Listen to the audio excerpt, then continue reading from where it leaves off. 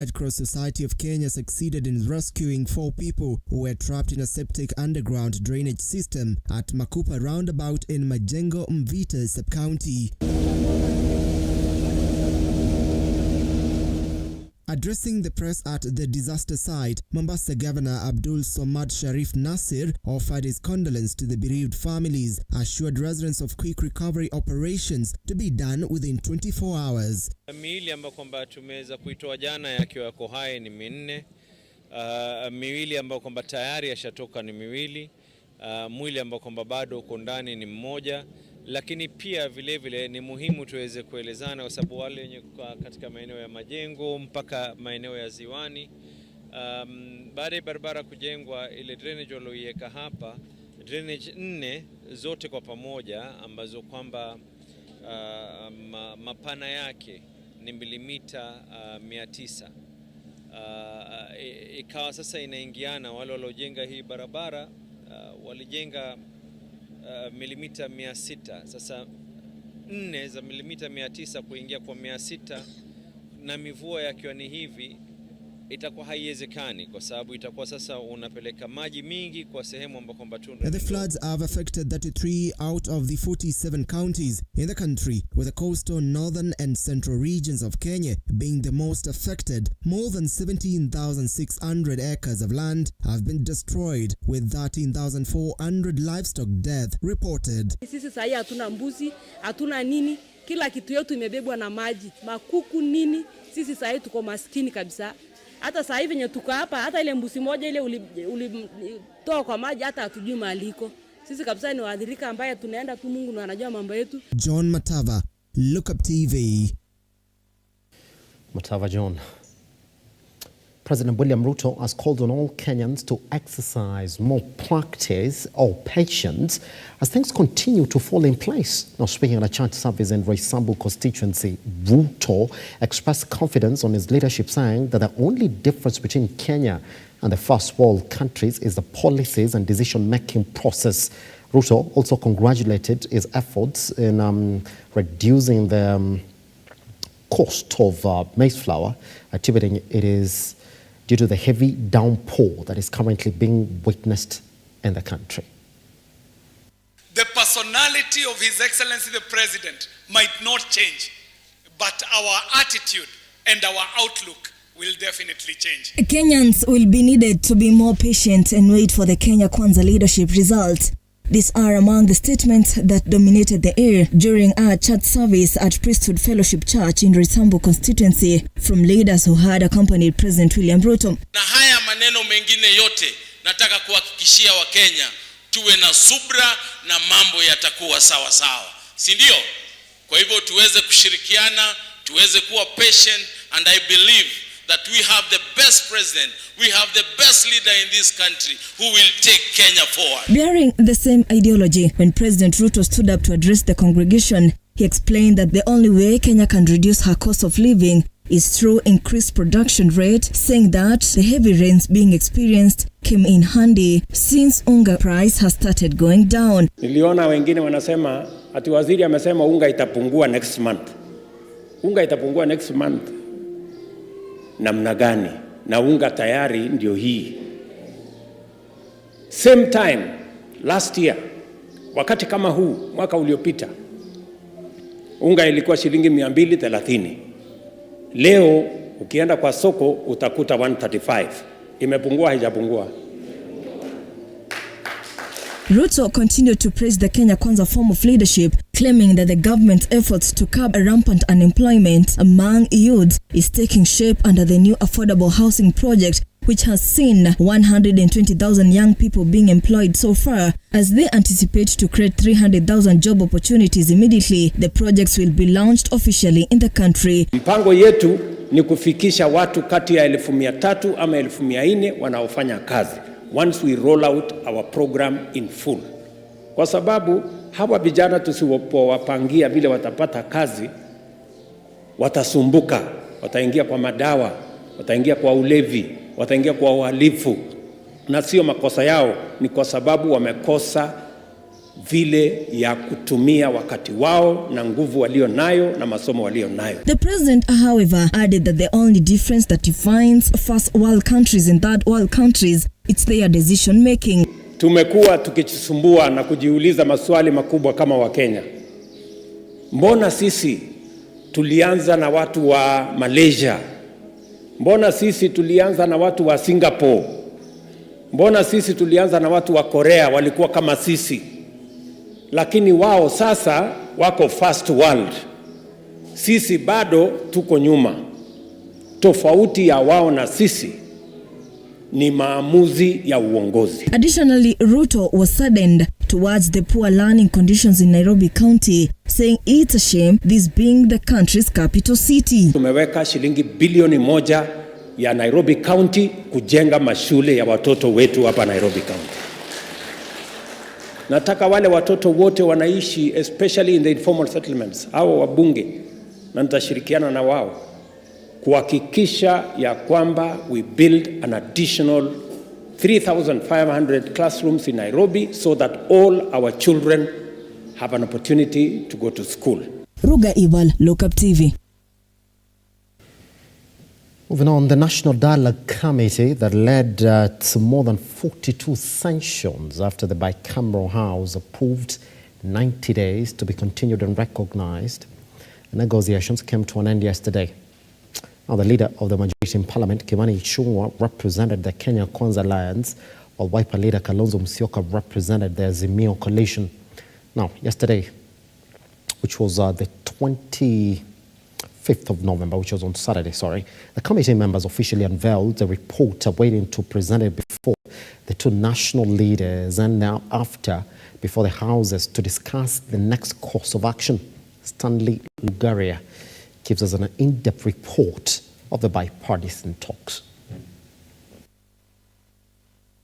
Other members of the National Dialogue Committee included Embu Governor Cecil Mbarire, Senator Aaron Cheruiyot, Omar Hassan Omar, and Catherine Wambelianga representing Kenya Kwanza, while the Azimio representatives included the leader of minority in Parliament Opiyo Wandayi, Amina Mnyazi, Eugene Wamalwa, and Senator Okongo Omogeni.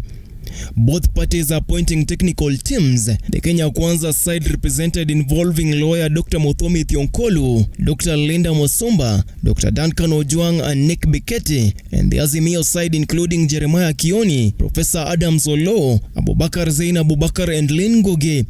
The sessions that kick-started at the Bomas of Kenya 3 months ago after the committee received proposals from the public and related leaders anchored on the 5 points as agreed on, including organizations, representatives, together with the president and previous key government officials. Saturday, marking the 89th of the 90 days of the negotiations, the committee unveiled the official report and signified the agreement of 5 important agenda, which include the sensitive issue of electoral justice and related matters, including for the year 2022, reforms and reformation of IEBC, evaluation of the 2022 election process, time for the resolution of presidential election complaints, and election legal reforms. On this 25th day of November 2023, the National Dialogue Committee, established through a parliamentary process of the people's representation, is proud to midwife to the people of the Republic of Kenya the NADCO 2023 report.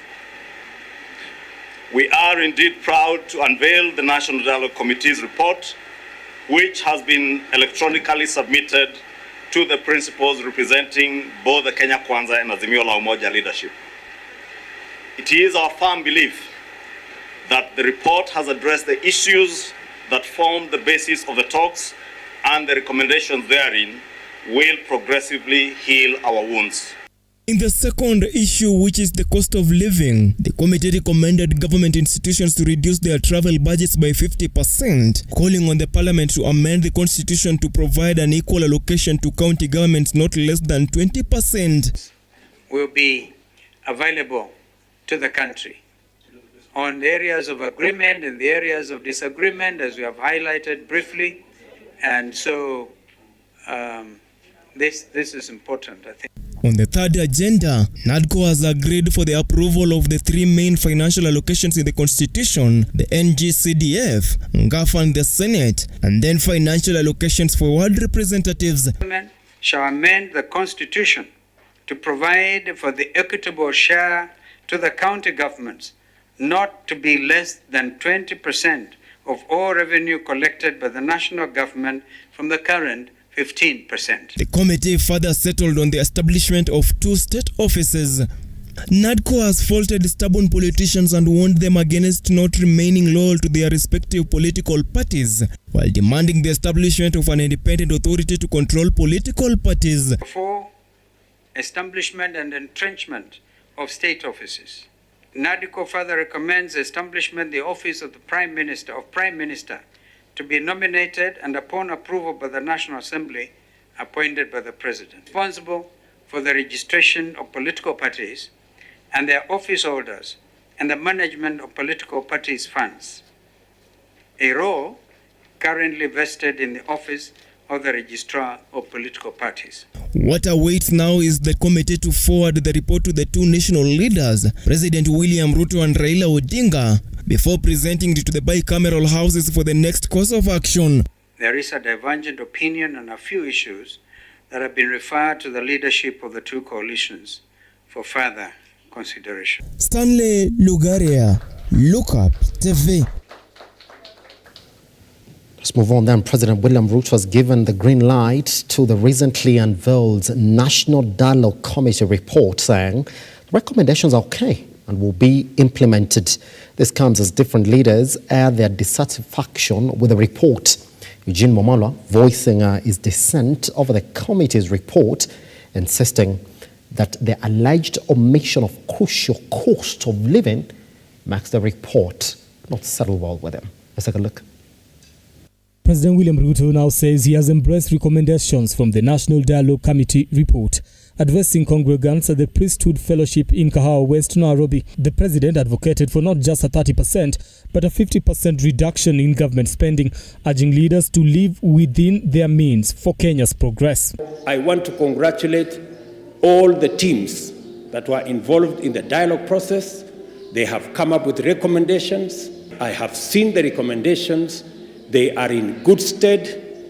All the recommendations they have made, they are practical. We are going to work on those recommendations to reduce in areas they have recommended, to do whatever they have recommended in Parliament.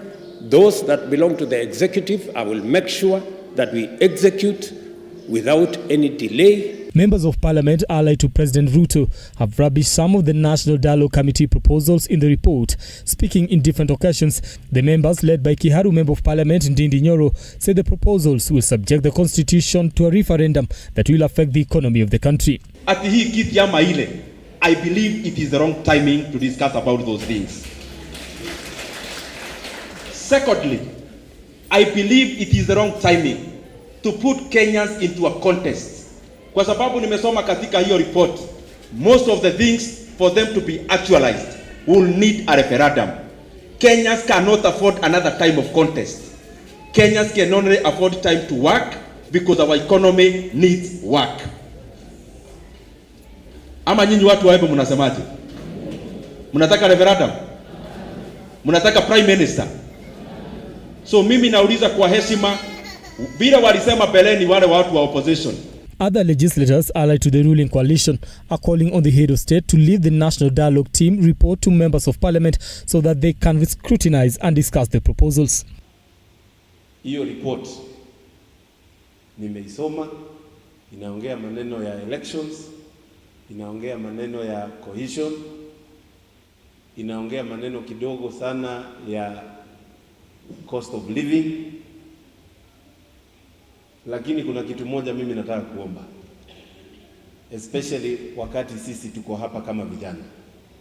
Mimi nataka rais hiyo report atuachie sisi tuikarange kule bunge. Mimi nataka rais atuachie hiyo report. National Dialogue Committee member and the Democratic Action Party Kenya leader Eugene Wamalwa has voiced his dissent over the committee's report, insisting on the alleged omission of the crucial cost of living concerns. While addressing a congregation in Tingolo Catholic Church in Busia County on Sunday, the former Defense Cabinet Secretary pledged to abstain from signing the report and rejected any seating allowance associated with it. Now, after behind-the-scenes haggling that saw the midday announcement of the NATCO report pushed to 5 p.m., the National Dialogue Committee, chaired by National Assembly Majority Leader Kimani Ichung'wah and former Vice President Kalonzo Musyoka, convened the meeting at 8:20 p.m. at Hilton Garden Inn, with most of the agenda citing the high cost of the living. Let's take a look at that. Hello? Hello? Hawa ni waoga. Early this year, the country was rocked by chaos as Kenyans took to the streets to protest the high cost of living. It was an anti-government campaign that was spearheaded by the opposition, leading to the formation of the National Dialogue Committee to discuss the issues that were considered the bone of contention. The bipartisan team sat, deliberated, disagreed to agree, and now their time has run out, and the results of that deliberation is what Kenyans have been waiting with bated breath. The report after the talks. When Kenyans went to the street, they went to the street because of cost of fuel, cost of oil, cost of unga, generally cost of living. Now, there was no one in the bipartisan committee, the way they were constituted, who was an economist. Because an economic solution calls for an economic problem calls for economic solution. So if bipartisan were made of politicians, MP, senator, and they are not economically qualified to address the economic situation, there will be no solution which is economic.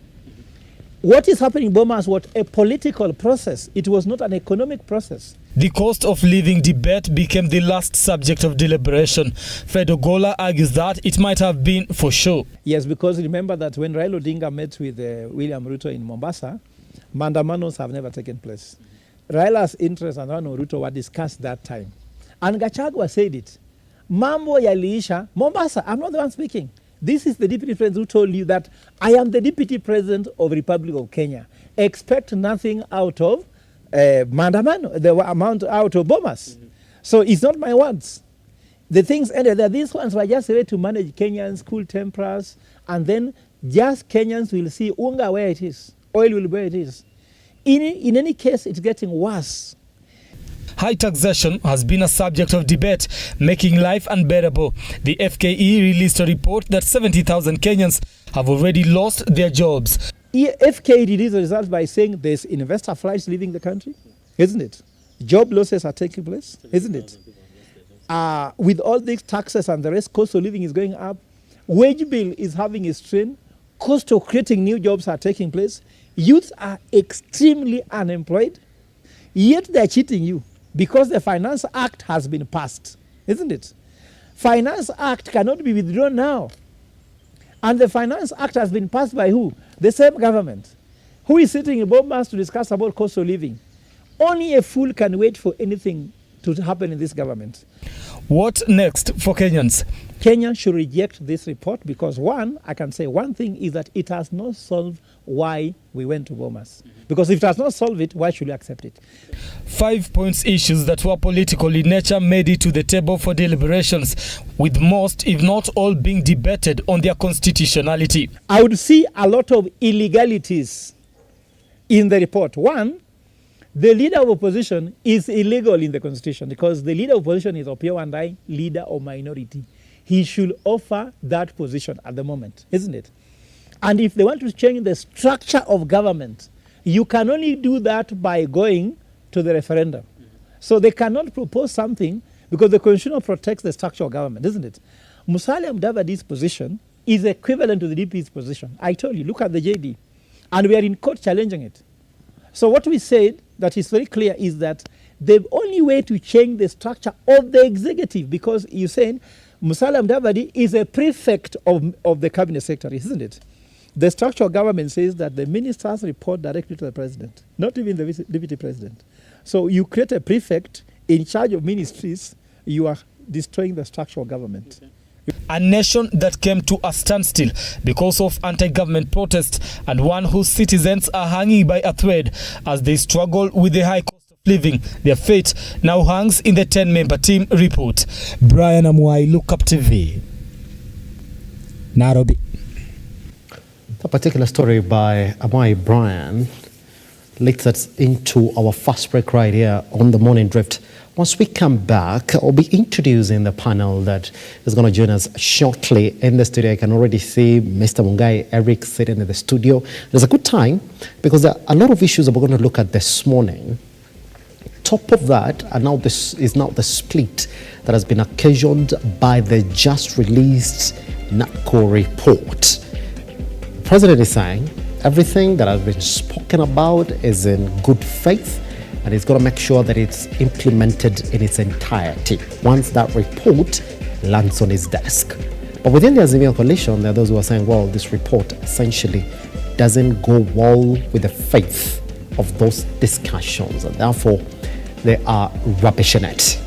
Which way then for this particular report, this split that is now essentially within the Azimio coalition, where's it going to come from? Because that is essentially Mother Karua saying that, one, Kalonzo Musyoka was representing the Azimio side in those talks, did a bad job.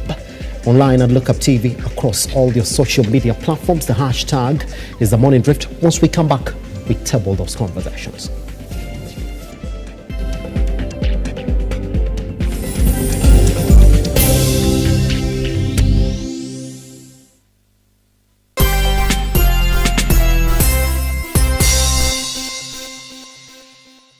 Are you an SME looking for a media partner? Look no more, as Lookuptv got you covered for all your visibility and marketing needs. We at Lookuptv understand your business needs and want to work with you on your marketing journey, giving you solutions that will take you to the next level. Call us today on 0707 572 358 or send an email to sales@lookuptv.co.ke and kickstart this amazing journey. Welcome to Lookuptv, your official SME media partner.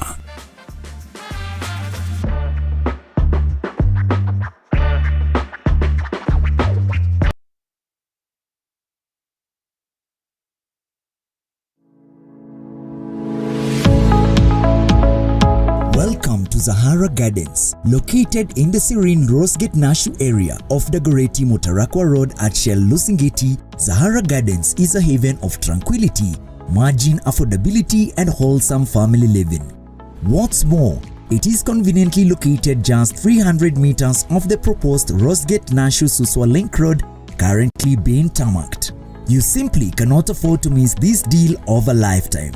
To book a plot, call 0723 979797 or visit us on 4th Avenue Towers along 4th Ngong Avenue off Bishop Road. Zahara Gardens is a product of Fusion Estates. Fusion Estates, your land ownership partner.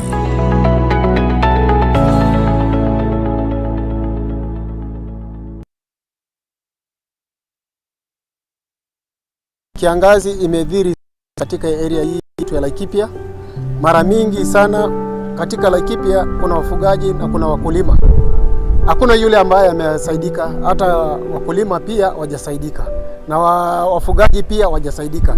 Lakini kwa siku ya leo tunasema kwamba RUTO Foundation imetusaidia sana, kwa sababu inalisha jamii ambaye hawana nguvu ya kupata lishe mahali moja au nyingine. Tumekuwa tunalala hoi. Ukweli kabisa, mimi nasiamini. Hata mtu mwingine jinsi tumeleta hapo usiku, akuwa amesimia. Akuwa na siku 3 hajaumwa kitu. Kwa hivyo tunashukuru sana RUTO. Leo watoto wengi ameshiba. Nashukuru Mungu kwa RUTO Foundation siku ya leo. Maana wamekuja at least manyumba 100 leo na 10 itaweza kunuka kitunguu jioni ya leo. Tulikuwa na njaa, si mchezo, ilikuwa na njaa, si ya ile ya kusema iko njaa. Ya kwanza tumekuwa na watoto ambao wameshikwa na hata watu wazima na utapia mlo, na pia tukiangalia hii ni area ambayo imejaa watu ambao wana rely na mifugo, na mifugo mingi imeweza kuisha kwa sababu ya kiangazi, na tunashukuru sana the RUTO Foundation kwa msaada wao ambao wameweza. Asanteni sana. Every time you play Lotto, 25% goes to the RUTO Foundation, which supports our fellow Kenyans through various causes. Thank you for your help. Together, we are changing lives.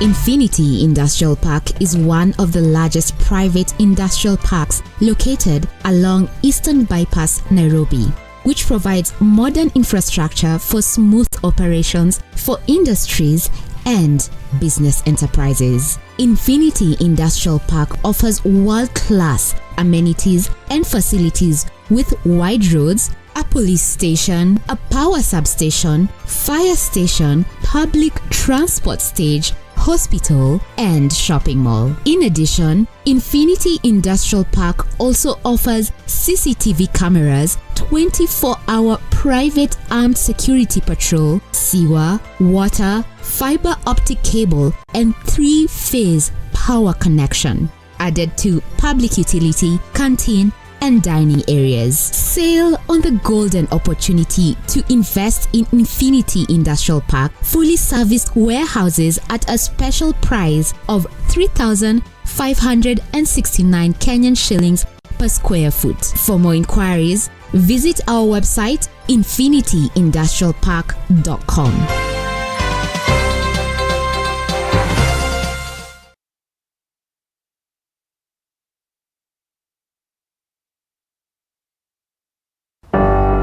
The story we're telling today is a story of passion in practice that grows into business. We have partnered with the Youth Fund, talk to as many youth as possible and work with them, hold their hand. It is an expose of captains who have decided to take on challenges in different sectors and industries within the country. My mentors had also not started as CEOs. They grew up and they showed me how they grew in the organizations. So that's what motivated me to actually do international business. And it was a good experience. As an individual, support in bridging the care gap. Part of me also to offer a solution. I want to leave this world a better place than I found it. This is the Captain's Arena. My name is Simba Kiage.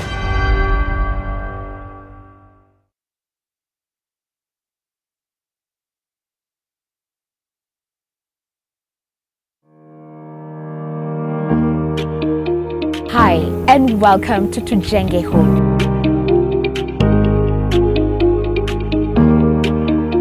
Your #1 show when it comes to all things architecture, real estate, property development, interior design. You get it right here on Tujenge Home. When the food is ready. You want to serve them? Dinner is served.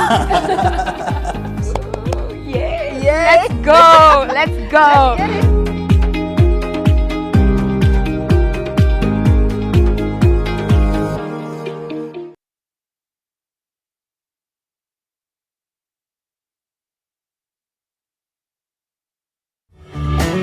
Beautiful, wonderful, glory in the show that we share entitled Shepherd Voice. I'm waiting for you to get me to Kenya. That's what I'm waiting for you. God is the source of every blessings that flow into your life. And I know that God is going to bless you and to do a new thing. Pray. Pray.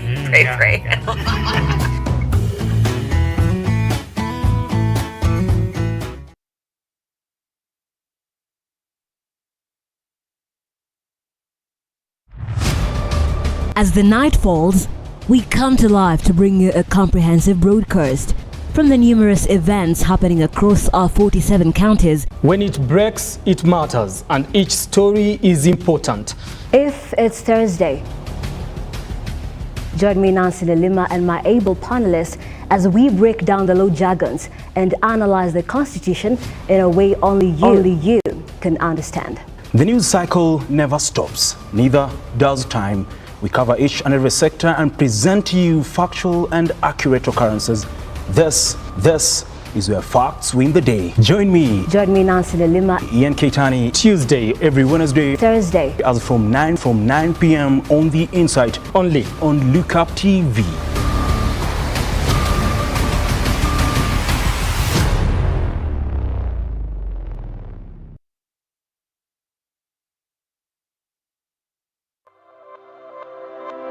tunafurahia kuwa hapa maeneo ya Iego Primary School na bila shaka leo watu wengi watapokea chakula. Leo kutakuwa na furaha katika nyumba nyingi. Vile vile pia tunafurahia kwa sababu kuna tangi, kumekuwa na shida ya maji hapa.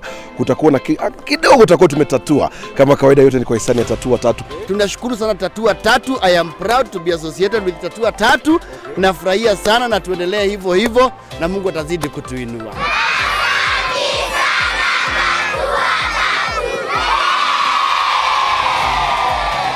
Kila wakati ambapo unacheza Tatua Tatu unafanikisha shughuli hii. Kwa hivyo usichoke, endelea kucheza, huenda ukashinda, lakini wakati ambapo pia unacheza kuna wengine wanashinda. Shukrani sana.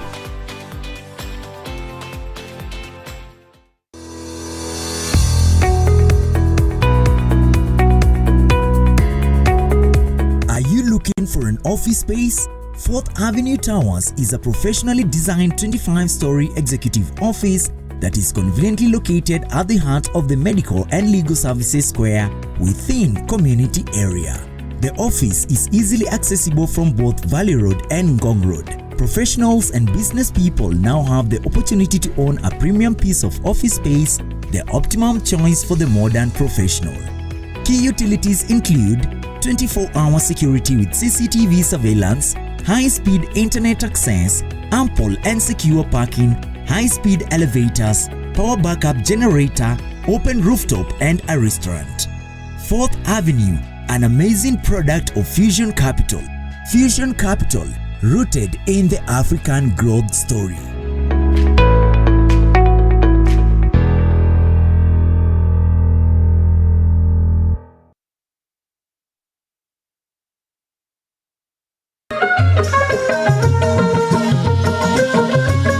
Karibu mtazamaji kwenye kipindi cha jamii na itikadi.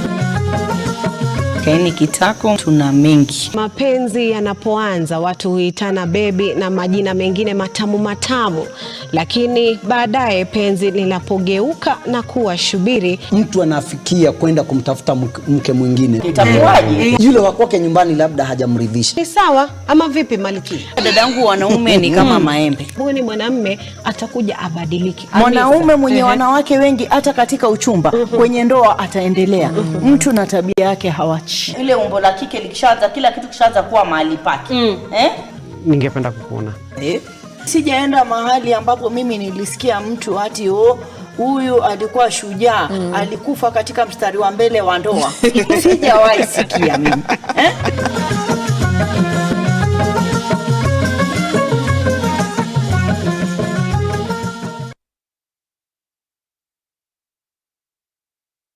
My name is Timothy Charu. I work for I&M Bank. I oversee a product called asset-based finance and insurance premium finance. Basically, these are products which are very tailor-made to enable customers ease their cash flows when they are either acquiring mobile assets or when they are actually financing their premiums. That is insurance premiums. Yeah. Well, the environment and the expo here has been quite exciting. We are very happy to be here, and we also get the opportunity to showcase the very exciting full basket of financial solution in the form of banking products that we have at I&M Bank. We have a very vibrant desk at this expo, and of course we'll be looking forward to meeting more of our customers and engage on what the requirements would be. On the motor vehicle, this has got to do more with the partnerships that we've been running across the market. We have very reliable partners in the way of motor vehicle dealers, and this one particular piece of nice asset is here just to demonstrate the viability of the partnerships that we have. So this vehicle here, for instance, can be financed to a customer at 100% finance of a stretched repayment period over 72 months. Yeah. Of course, at very friendly interest charge. All forms of movable assets, of course, the condition is that they have to be movable and they have to be identifiable through a serial number or a registration number. Of course, the motor vehicle will fall into that category since it has a number plate which shows the registration number. And as far as the asset finance product is concerned, we always like showcasing this to our customers because there are clear advantages of using asset finance as a very viable form of asset acquisition. One of them, of course, is that the asset is self-securing. When we give you a loan to acquire an asset, we don't really require additional collateral for that particular loan. Of course, what you can call the comparative costs of transacting and asset finance is way lower than other forms of tangibly secured facilities such as term loans and all that. So we definitely would be offering some cost saving to our customers as they acquire their assets. Of course, again, to businesses, there are advantages around taking asset finance.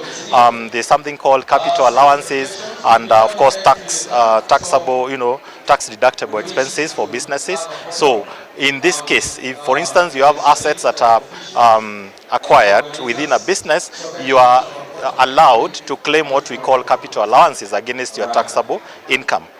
So is the interest charge. The interest is actually a tax deductible expense from your profit before tax. So businesses would actually benefit from having these assets acquired through asset finance within their businesses.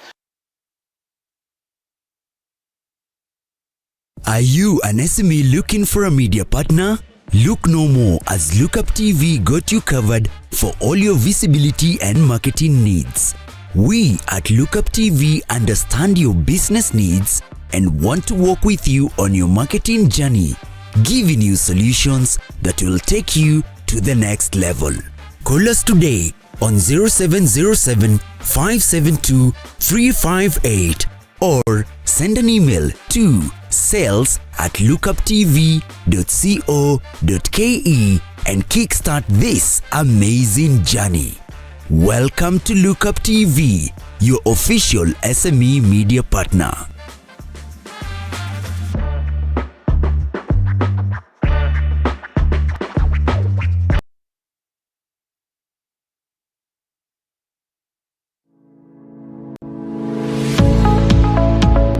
Nestled in the quiet and serene neighborhood of Makutano, just 2.8 kilometers from the Tarmac Road lies Alpha Meadows.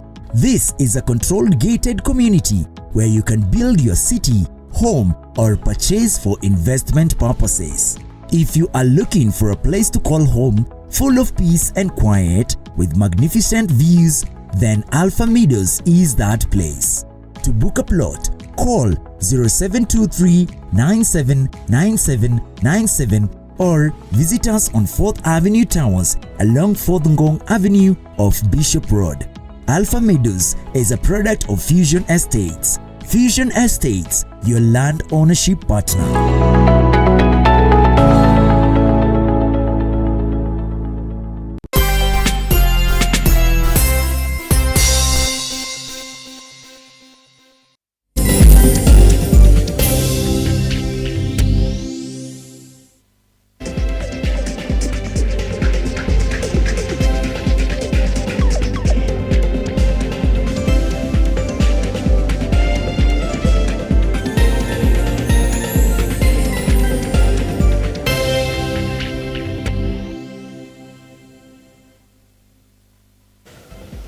Welcome back to the Morning Drift. My name is Simba Kiage. In case you're just joining us, this is Lookuptv. We are online across all your social media platforms. There's just a lot that we're going to talk about this morning, and indeed, it is a lot. All right, we are at the back of that report that has been tabled by the NATCO committee. Then that has been going over and about issues ranging from the state of the economy to the state of politics in the country. What is just left is for that report then to be submitted to the two heads that essentially started these talks. That is one, RUTO and Raila Amolo Odinga. Here's the thing, those two heads have spoken. RUTO has said this report will be implemented to its entirety.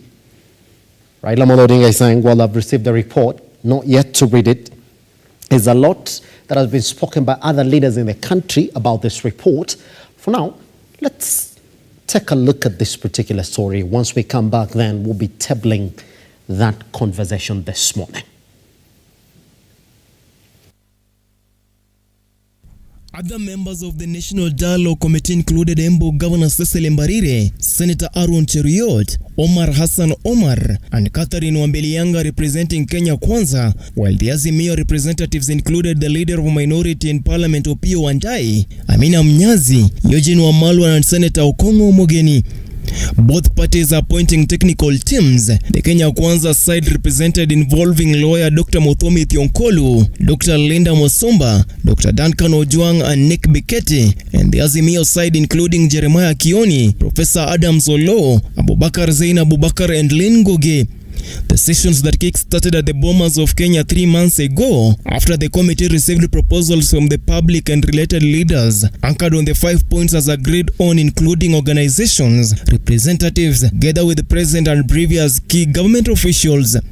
Saturday marking the 89th of the 90 days of the negotiations, the committee unveiled the official report and signified the agreement of 5 important agenda, which include the sensitive issue of electoral justice and related matters, including for the year 2022, reforms and reformation of IEBC, evaluation of the 2022 election process, time for the resolution of presidential election complaints, and election legal reforms.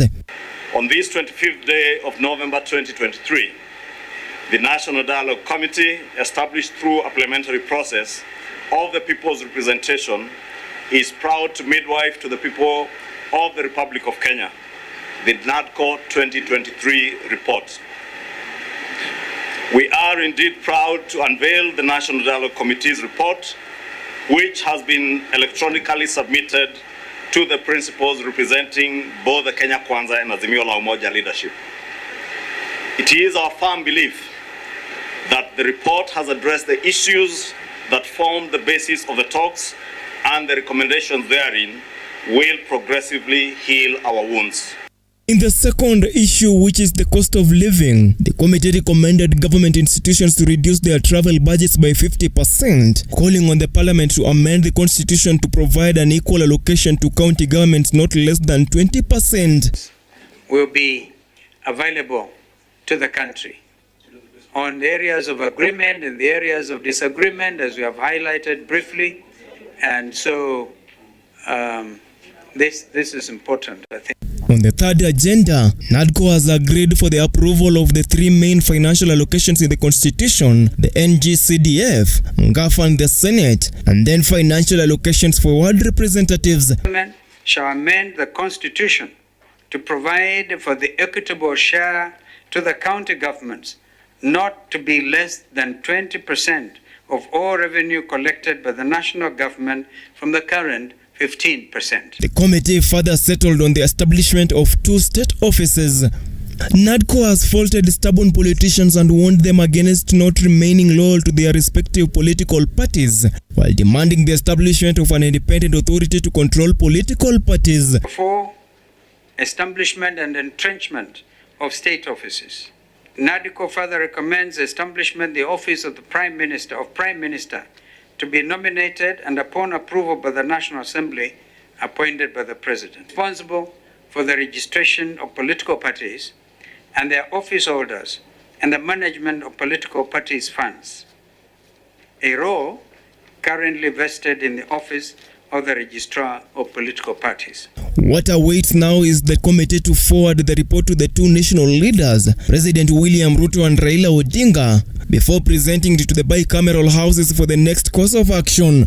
There is a divergent opinion on a few issues that have been referred to the leadership of the 2 coalitions for further consideration. Stanley Lugaria, Lookuptv. Thank you very much, Lugaria, with that detailed report then of what those submissions were. In the studio, we do have Mr. Mungai and Mr. Fagabo Eric. Both of them. Good. Let's give Ragalo a breather. I see him doing a lot of notes over the other side. I'm not even writing. Yes.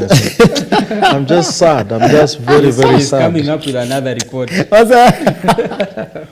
Here's the thing. But let's Yes. give him a breather, you know. Azara. Maybe he was reading the NADCO report on his way here. That's why he was late. Yes. Let's begin like this. I mean, it has come down to 7 major pointers in that report that they agreed on. You know? And if you look at majority of them, I mean, quickly, it is the team recommends that we amend the constitution to give senators a 7-year term. All right. Article 138 to be amended to clarify the role of other IEBC commissioners before the chairperson declares the final presidential results. Article 89(2) to be amended to provide that IEBC shall review the names and boundaries at intervals of not less than 10 years and not more than 20 years. Parliament, through the supermajority, may extend the intervals within which the review of boundaries may be done. Article 142 to be amended to increase the timelines within which the Supreme Court shall hear and determine the petition challenging the validity of the presidential election for 14 to 21 days. It goes on, Constitution to be amended to ensure compliance with court orders by state and public officers by providing that a state or public officer shall promptly comply with a court order. 7, amend article, the Constitution to include the composition of salaries and remuneration commission, constitutional commissions and independent officers established under Article 248 of the Constitution. 8, the Constitution be amended to establish the office of the Prime Minister nominated with the approval of the National Assembly appointed by the President. And number 9, the Constitution be amended to establish the office of the Leader of the Opposition of the 2 deputies. That's it. The others are neither here nor there, according to that particular report. Eric? Well, the President says, I'm going to move very fast and make sure that this report is implemented and rubber stamped. You guys, this is exactly what it is that you're talking about. But then you say, guys, you see, under these areas, especially the ones touching on the cost of living, all right, reducing national travel, reducing expenditure, the President has been pushing for that. So as you were saying, this is, in a nutshell, good for the President. Yeah. Thank you, and good morning to the viewers. You know, it's always a pleasure to meet you on a good Monday morning. And also the fact that you're watching us today means God has been very gracious. You know, a lot of our Kenyans are being affected by what was meant to be El Nino, then it wasn't El Nino, it was heavy rains, but you know, the fact that you're able to watch and listen to us this morning is good proof that God's been gracious to you. Now, on the issue of the talks, I was just laughing yesterday evening. I was just thinking about this country, and I realized that maybe we are in a country that loves talks. We've had talks during Moi's tenure, we've had talks during Kibaki's, we had talks during Uhuru's time, culminating into a handshake, and now we have the 4th talks. And what's peculiar about the 4 talks is that there has been a man who's been persistently on the other side of the divide, and that has been former Premier, Right Honorable Raila Amolo Odinga. But what's interesting about these talks is that I believe this is a big win for government, and I keep saying on this show, let us not underestimate the President. I think he's a political genius, in my opinion. Why? In December, he wrote to the 2 houses of Parliament, the National Assembly and the Senate, and he wrote to the Speaker on a raft of issues that he would want them to consider. And key amongst them was amending the standing order so that the cabinet secretaries can find themselves into Parliament to answer questions. And the second were issues that have found themselves into the bipartisan talks. Now, what's interesting is that it's like the report copy-pastes what the President had wanted to happen with regard to, you know, the things that he would aspire to have seen. And one of them is the office of the Prime Cabinet Secretary, and the second is the office of the Leader of Official Opposition, which the bipartisan There was no contention with regard to that. But you know, sometimes it's good to remind the viewer where we've come from. Now, our history is that blood was shed all the way from March of last year. Blood was shed on account of cost of living being a salient issue. There are families that are grieving today, courtesy of going for maandamano and courtesy of them agitating for the rule of law to prevail and for the cost of living to come down. And therefore, even as we discuss the NADCO report, one of the parameters that we must use to gauge whether this report is worth our salt is whether the grieving families today can find value in this report. Because remember, they died for this report, people died for this report to come out, okay? And the question therefore is it meaningful when they sit down and they remember their loved ones and they read the NADCO report? Does it represent a sense of, yes, this is what exactly my people died for? That is one. Secondly, there are 5 issues that the committee was looking at, and surprisingly, you know, they have already agreed to the report, okay? And cost of living, which was supposed to be a major issue, was segregated into the many other issues within the report. Because the 5 issues then were electoral justice and related matters. Yes, sir. This is what commonly we call open the server. We have fidelity to political parties. This emanated from interference or alleged interference with Jubilee Party. You remember when we were discussing who is the minority whip and who is not. This is regarding Sabina Chege. The third one was entrenching funds into the constitution because the Supreme Court had declared the national government CDF as unconstitutional. And therefore entrenching also, it's called NGAF. Yes, sir. This one for women reps. And now establishing the Senate Oversight Fund.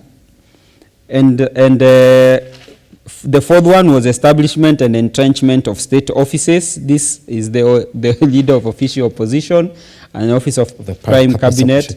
And then other outstanding constitutional matters, such as a 2/3 gender rule. But the question is this. Within these 5 issues that were deliberated, the salient question remains, one, was this committee worth the taxpayers' money? For instance, let us look at some of the recommendations. Auditing of the 2022 general elections, or rather open the server, as is commonly known.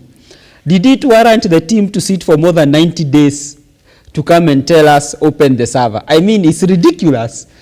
I believe that after every general election, IEBC has a responsibility to issue a report and an audit to the Kenyan because they are using taxpayers' money. Let us look at another recommendation, boundaries delimitation under Article 188 of the Constitution. I mean, did it require a bipartisan? As we speak, IEBC has an amendment bill in Parliament concerning the same delimitation. You know, boundaries are supposed to be reviewed by this coming March. And unfortunately, we don't have commissioners. They have recommended, they have recommended a caretaker commissioner before they appoint the main commission. But we will delve into the details much later. So for me, now that we are coming against a background of NEC providing results, I think for me there is a mix-up of results in the bipartisan talks and especially the outcomes. There are areas I believe they've scored a D-. Maybe because of the mix-up, they have gotten an A. But I think by and large, there is nothing new here. There is nothing new to look forward to. But the beauty is there will be a committee of 6 experts. That is job creation for some other Kenyans. I believe it's a good thing. They will also employ 2 audit firms just in case they don't agree on one, which I believe they will not agree. Yes. So for the ordinary man, in fact, I'll tell you, even as we delve into this, and I'll tell you why the biggest beneficiary for this bipartisan talk is Honorable Alice Ng'ang'a. Does it? And I'll tell you why. Here's the thing, Ragalo. The question I have for you is this. I mean, when you look at the summary of the report, on paper, it looks as if it's something very exciting. So they say that some of the recommendations that the committee agreed upon are on proposals to reduce the cost of living, the audit of the 2022 electoral process, and the restructure of the Independent Electoral Boundaries Commission, IEBC. But then you go into the details. Let's see how they agreed on the cost of living. Is what they said. On the cost of living, then you start to look at the details. NATCO has recommended that all the arms of government reduce travel by 50%, with the Salaries and Remuneration Commission also reviewing per diem given to state officers during official travel with a view of reducing the same by 30%. Now, this is how it ends. However, on the issue of the reduction of VAT of fuel from 16 to 8%, the two disagreed. And on the scrapping on housing levy. So it starts there, ends there, Ragalo. I, Eric Ragalo Otieno, shall vote no to the coming constitution. Ragalo, you can't take the same view that majority of ODM, of azimio leaders have also taken. I mean, you sat there. They have not said they will vote no. Oh, they've said no. They have not said they have voted no. I'm already at the referendum. I will vote no. Raila Amolo Odinga said he's not read the report. Are you going to wait for his decision on this? I've already decided. I will vote no to the coming referendum. Raila says he has not done the report. Why? I am requesting, yes. If this comes to referendum, yes, the group of Akina lawyer Aluochier and the others come and trample on this thing. It's purely nonsense. Whose failure is it? It is a waste of time, money, yes, and the loser here is the Mamamboga. The loser here is Jamaa wa Pikipiki. The loser here is the poor person who is called the hustler. So they let them continue suffering. We are not here to pamper them also. They brought us this problem, let them suffer with it. We tried to help them by putting sufurias in our head. They laughed at us. Then later they come saying, Raila tusaidie. Now your report is here. And your leaders are happy that the report is out. Eric is not happy. Why? And I'll read my own recommendation. This guy says that I normally make my own notes. His own notes. Of course I did. My recommendation, I wanted to hear about school fee reduced by 50%. Yes. My recommendation, I wanted to hear VAT reduced by 50%, meaning 16% to 8%. Yes. I wanted to hear people earning salary less than 30K not taxed. I wanted to hear introduction of school feeding program by the national government. Yes. I wanted to hear fuel prices reduced to 150. Expanded executive, really? You are cutting costs of traveling, yet creating more seats. On whose interest? So will the cost of living reduce when you cut traveling by 50%, but create two very expensive offices? What is exactly wrong with the current IBC composition then? If that is the matter. I mean, I wanted to hear housing levy stopped. Not forever, but for some time, because we need to handle very important issues. I wanted to hear 1 man, 1 vote, 1 shilling, 1 kilometer. The most populous area keep suffering until your heads will open. Because Now, however much, we increase 15% to 20% of national budget to the counties to divide. The one man, one vote is not solved. Yes. So we will keep having so many people and no sanitation as much, water. You know what happens with we have a population explosion on a place. They'll keep waiting for one man, one vote, one shilling. But when the voting comes, they'll still vote the way they vote. So who cares? What I listened yesterday was just hogwash, nothing important. And there's this word we keep saying, Prime Cabinet Secretary. It is against the Constitution. It will come to the referendum. I will vote no. I will vote no. This is purely presidential system. We cannot have a prime minister in the presidential system unless we change the whole system. You cannot have a prime minister in a presidential system. I mean, how? You'll have two centers of power. Kenya will never be in peace. You know, we are looking at the systems, how they work. You see a country like Israel. Who is the president of Israel? Tell me.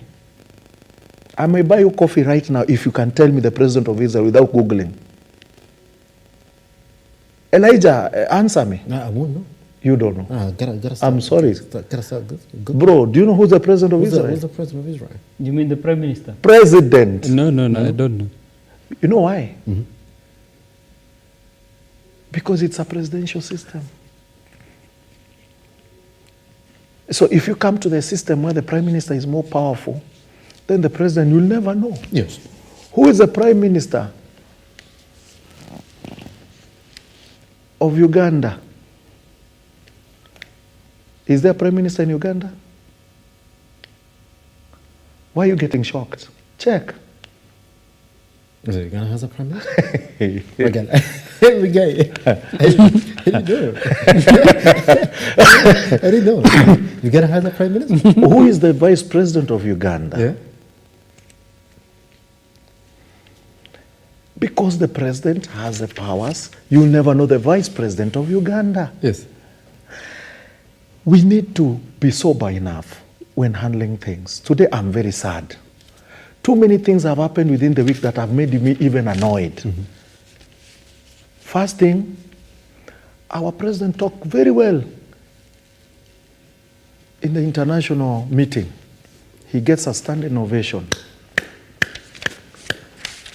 His recommendations, you thought that they will pass by 100%. Now recommendation goes to the committee stage where they are supposed to be voted. Mm-hmm. He lost by 100%. Nobody voted for the recommendation. That tells you what? Africa, we should start thinking on Africa. How do we grow our own climate change? Not depending on other people. You may write a good paper and have a standing ovation. Then after that, they will not vote for it. That made me sad. I may not have voted RUTO, but I felt very bad. I felt stabbed on the back. I was like, what is this? How do you give someone a standing ovation, then fail his recommendation? Hey, my friend. The second one, primary school results. Oh my God, I was talking in tongues, literally annoyed. So the whole week I've been annoyed, I'm sorry. And I've started very badly with this one now. Yes.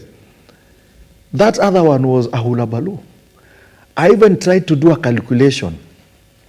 I was good in maths. I asked myself a question. If 32 students can get 75% each in a science subject, what was the probability that all of them got the same mark? Do you know what my answer was? Yes. If I can check, sorry. I did my calculation here. Allow me 1 second. My answer was, hey, my answer was that it is impossible. My answer was impossible. I can't get it. My answer was 32 into power of negative 9. Yes. Something I can't remember. I tried to do the calculation. I could not finish it. I came to realize I should go back to secondary school to redo my hesabu. It is purely impossible to get 75% to 32 students streaming all other schools. Yes. So I should ask surely, if this is what you're doing to our own children, how much corruption is there in the National Examination Council? Why should we take kids to school? What is the reason? Why don't you wait, go do an exam, talk to the IT department in the council that fix for me these numbers? Then my kid passes, go to secondary. I do the same, goes to university. I'll buy all the lecturers and the IT department of university that anything comes in there, they slot it nicely, and he will pass. Why keep on paying fee? I'm sorry, I'm asking very hard question, but why keep on paying fee if what we were seeing, and how can Examination Council do a mistake of giving people sign languages of which they didn't do? Is that a mistake? And how is that mistake done? I don't know, but how is it done? I'm just trying to imagine how you can do such a mistake. I mean, giving people sign languages, which they don't even know how to do. At least me, I know when you do this, I love you so much. When you do this, you're my friend. I know some bit of it, okay? But how do you do that? So to me, all the exams that were done in class 8 should be repeated. Those were not exams. Those were computer-generated marks. If people can do another exam, the better. Because we are not doing well to our nation. And if that is what we are doing to our nation, then the international community will even stop. So now, Germany, where we want to take 200,000 jobs within 1 month, they are going to take people who have doctored KCPE. Is that what Germany want to pick? Is that what Canada want to pick? Doctored KCPEs. Mm-hmm. And now we are waiting for doctored KCACs. Wait and see. The question now, Yes. come back to our question here. Yes, I'll come back to our question here. There's a difference. Let's not use the prime minister. Nantema Kiswahili. Prime cabinet secretary is called katibu mkuu mwandamizi. Katibu mkuu mwandamizi. People should remember that name. Mwandamizi. Katibu mkuu mwandamizi. It's not prime minister. On whose foot is he a prime minister? Which constitution? Let's use words that are right. Prime minister is called waziri mkuu. Mm-hmm. So there's no way prime cabinet secretary can be called waziri mkuu. Okay? Bwana, let's teach each other language, and that's why we are even doctoring KCP, because we're even doctoring wordings on TVs and other things and gazettes. So do we want to have a prime minister? If yes, then we should remove the presidential system. If we don't want to have a prime minister and continue a presidential system, mm-hmm. let's call cabinet secretary his name. Yes, Katibu mkuu mwandamizi. Not any other language. He will never be a prime minister, and he can never be. A prime minister, we only have two. Mm-hmm. The former prime minister, his late Mzee Jomo Kenyatta, and the current prime minister, Raila Odinga, because there is no other one. Okay? So if you want to give me another prime minister, and now this prime minister we are giving as in quote, is actually a ghost worker. Under which constitution is he a prime minister? And under what salary is he being given salary of a prime minister? And under which law? And if it is a presidential, what we call presidential decree, under which law of decree. Man, I am not understanding this country. And you see, things is just okay. So Eric Ragalo Otieno shall vote no in the forthcoming referendum. That's it.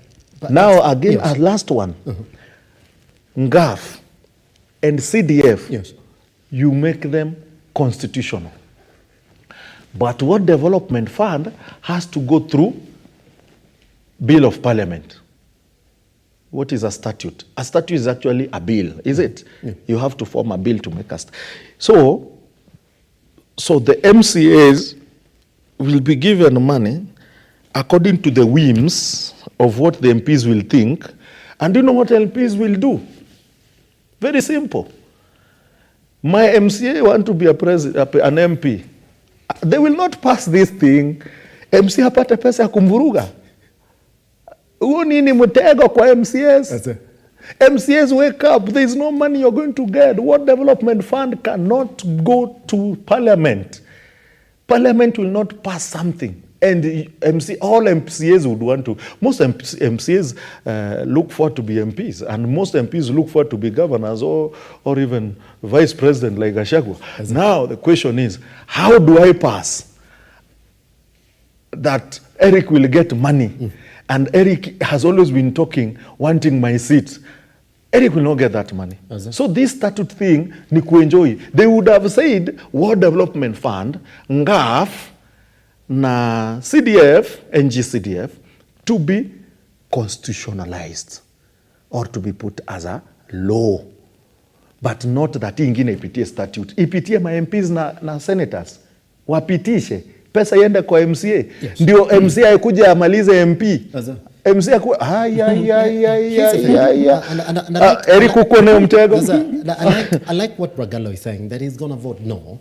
But when you look at a deeper assessment of majority of those 9 issues that we spoke about there, Ragalo, you'll find that maybe 3 or 4 are the ones that would require a heavy constitution change. I mean, we're going to change the constitution, but when you look critically at some of those issues that will require constitutional change, they're not as many. In fact, if you start looking at them, it's either 3 or 4 that require a constitutional amendment. So even when you say no, Ragalo, the questions that we should be asking, are you saying no to the things that maybe in one way or another, the people behind these talks knew very well that when it comes to the constitution, majority of Kenyans may want to say no. Number 2, the question that I really want you to get into as we come back from this tiny break is that now Ragalo represents the opposition side, but you can see he's already saying this report is nonsense. The same sentiment that Ragalo is presenting, by the way, is the same sentiment that majority, or some, should we say, of key leaders within the Azimio coalition are also saying this morning. They're saying that report, it is not representative of the wants of the people of Kenya. Now, gentlemen, let me point you out what happened last week when this particular committee were in the process of writing this report. Azimio coalition came up with 9 fresh demands. Pull them there. The question that I'm going to ask is that, were we getting treated to that, knowing very well that this report was going to come out this week, and majority of Kenyans were going to ask, where are those demands that we made? Where are those requirements that we told you to go push for in that committee that took us to the street? Remember, it was on the quest of the cost of living. No any other person, any other Kenyan this morning will say that I went to the streets because I wanted the office of the Prime Cabinet Secretary to be entrenched in the Kenyan Constitution. We've done a lot of polling, and majority of Kenyans are just talking about the cost of living. Once we come back, we look at where the dissent is coming from. And by the way, Kimani Ichung'wah, who is also a chair of that particular committee, is throwing jibes at one Eugene Wamalwa. Once we come back, I'll be telling you exactly what that is. Why this dissent? Did somebody know very well that these talks were going nowhere, especially on those demands on the cost of living? Once we come back right here on The Morning Drift. Take us online and Lookuptv across all your social media platforms. The hashtag is The Morning Drift.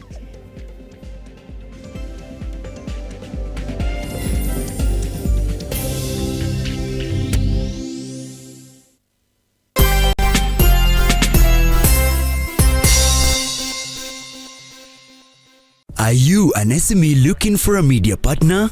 Look no more, as Lookuptv got you covered for all your visibility and marketing needs.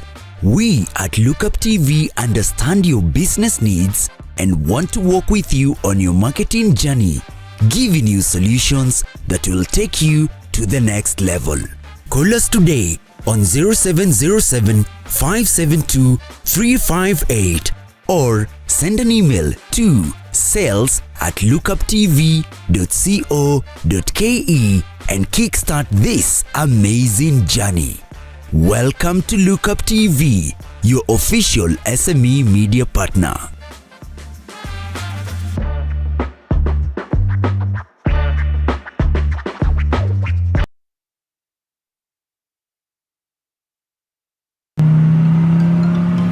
There is a biblical quotation that says, whoever gives to an orphan lends to God. Today was a great day for us. We have received and hosted a wonderful and great team from Tatua Tatu who have come to make a day brighter for these kids and for our beneficiaries. I thank you, Tatua number 3, for coming. May God bless you, and the gates of Rafiki are ever open, and you are welcome and welcome again.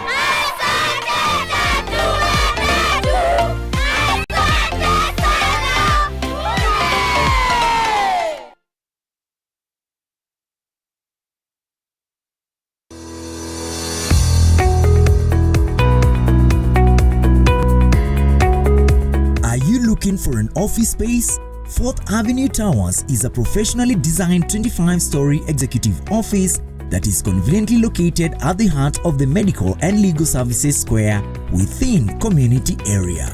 The office is easily accessible from both Valley Road and Ngong Road. Professionals and business people now have the opportunity to own a premium piece of office space, the optimum choice for the modern professional.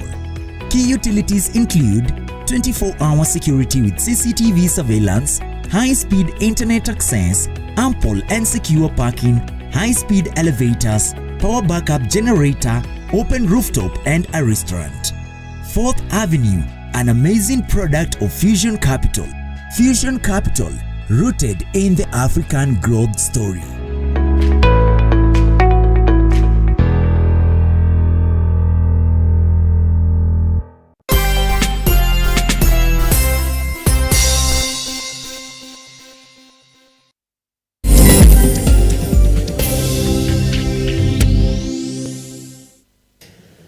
Online at Lookuptv across all their social media platforms. My name is Simba Kiage. We know how it looks. On the cost of living, there are just 2 areas that have been touched. It is on government expenditure to be cut by almost 50%, especially on travel, and also on per diem with a view. It's just a proposal again. It's not very specific. It is just the view of cutting per diem by 30%. And on that area, for reducing the cost of fuel in the country, completely disagreed. So today, Kenyans, if you are essentially supporting this particular document on the cost of living, this is the only solution that Kalonzo Musyoka-led team has for you this morning. We are telling the government to reduce its travel by 50%. Also, state officers, maybe their per diem is going to be cut by 30%. Now, on that particular basis then, there's now dissent over the report from within the Azimio coalition. Well, majority of leaders are speaking, including one, Eugene Wamalwa and Martha Karua. What are they saying this morning? Let's take a look at this story. Once we come back, talk about the dissent upon the NATCO report release. President William RUTO now says he has embraced recommendations from the National Dialogue Committee report. Addressing congregants at the Priesthood Fellowship in Kahawa, West Nairobi, the president advocated for not just a 30% but a 50% reduction in government spending, urging leaders to live within their means for Kenya's progress. I want to congratulate all the teams that were involved in the dialogue process. They have come up with recommendations. I have seen the recommendations. They are in good stead. All the recommendations they have made They are practical. We are going to work on those recommendations to reduce in areas they have recommended, to do whatever they have recommended in Parliament. Those that belong to the executive, I will make sure that we execute without any delay. Members of Parliament allied to President Ruto have rubbished some of the National Dialogue Committee proposals in the report. Speaking in different occasions, the members, led by Kiharu Member of Parliament Ndindi Nyoro, said the proposals will subject the constitution to a referendum that will affect the economy of the country. Ati hii kiti ama ile, I believe it is the wrong timing to discuss about those things. Secondly, I believe it is the wrong timing to put Kenyans into a contest.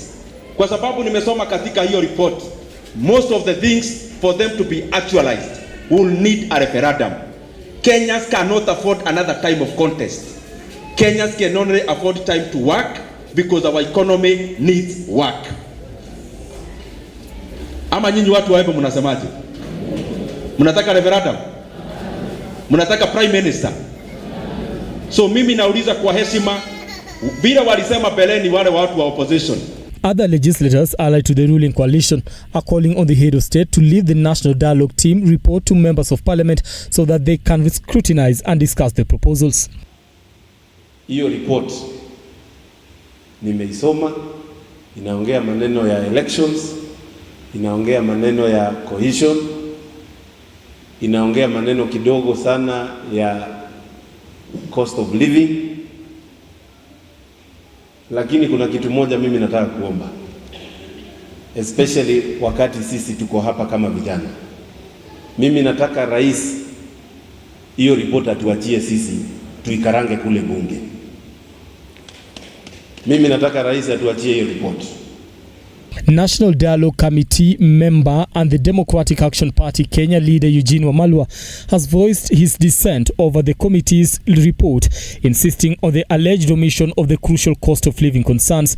While addressing a congregation in Tingolo Catholic Church in Busia County on Sunday, the former Defense Cabinet Secretary pledged to abstain from signing the report and rejected any seating allowance associated with it.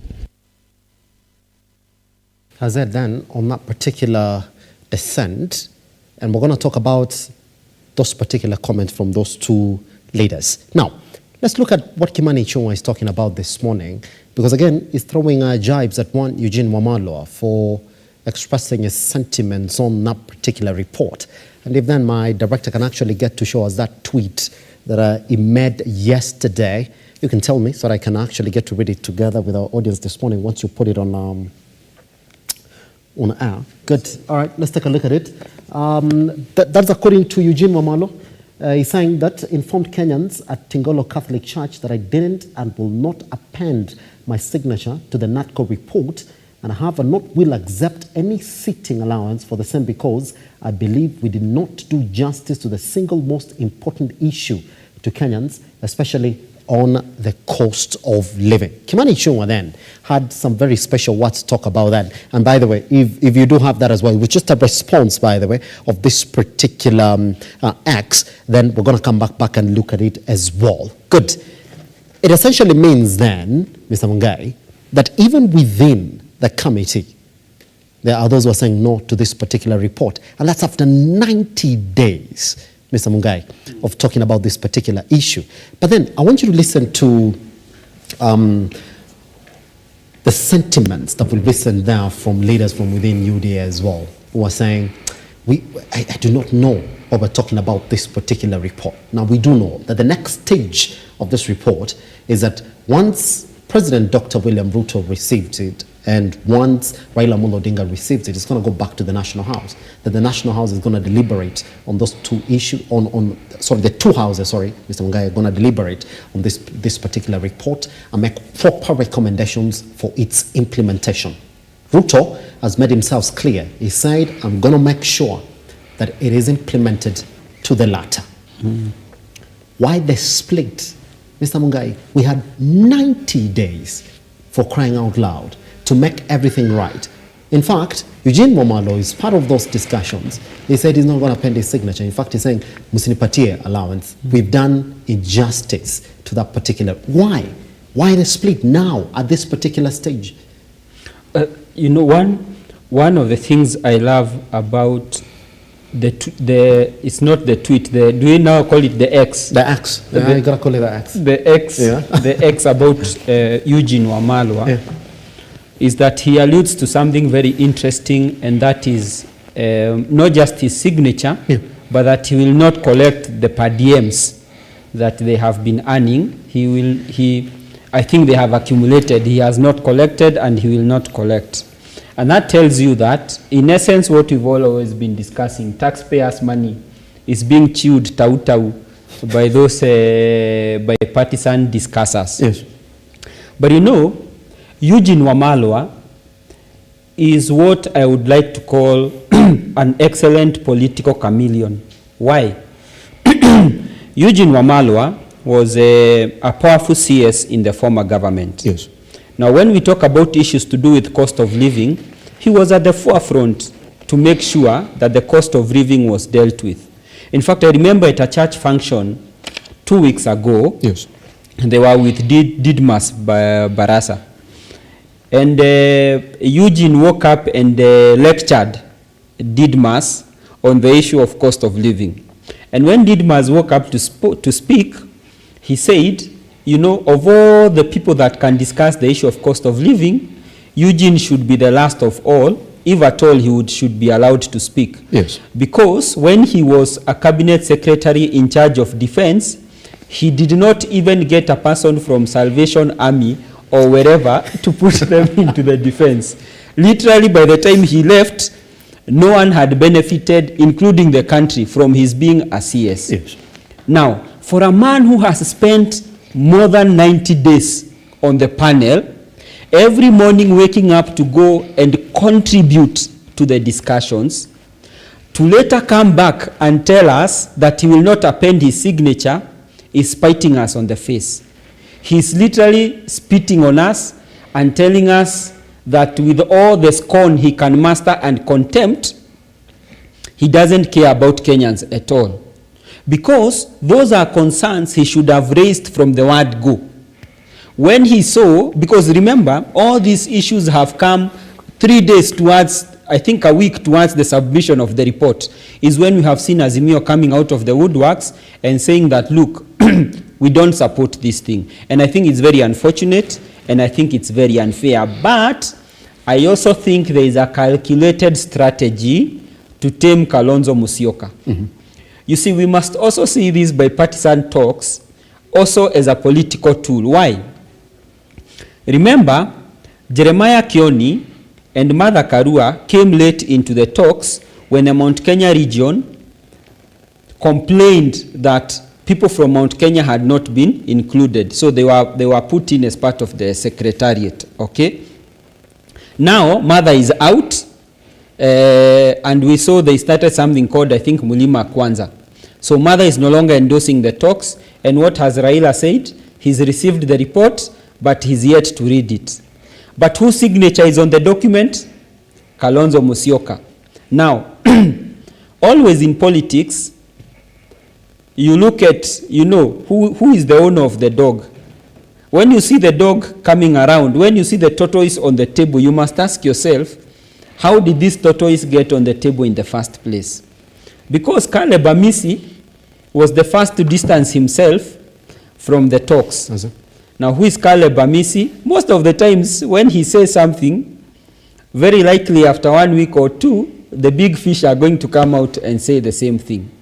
And therefore, this is a calculated strategy, in my opinion, to throw Kalonzo under the bus and say that Kalonzo was compromised. He went ahead to discuss issues that had nothing to do with cost of living. He's insensitive to the plight of Kenyans. He signed on a document that Kenyans did not agree on. And therefore, they are preparing the altar to throw Kalonzo under the bus. And that will happen eventually. Mm-hmm. But also, let us speak to two issues, in my opinion, that I think are important for purposes of whatever has come out of this report. Yes. And I say it is important because the issue of the Electoral Commission almost threw this country into uncharted waters in August elections, when the Cherela 4 distanced themselves from you know, the chairman and the other 3 commissioners. Yes.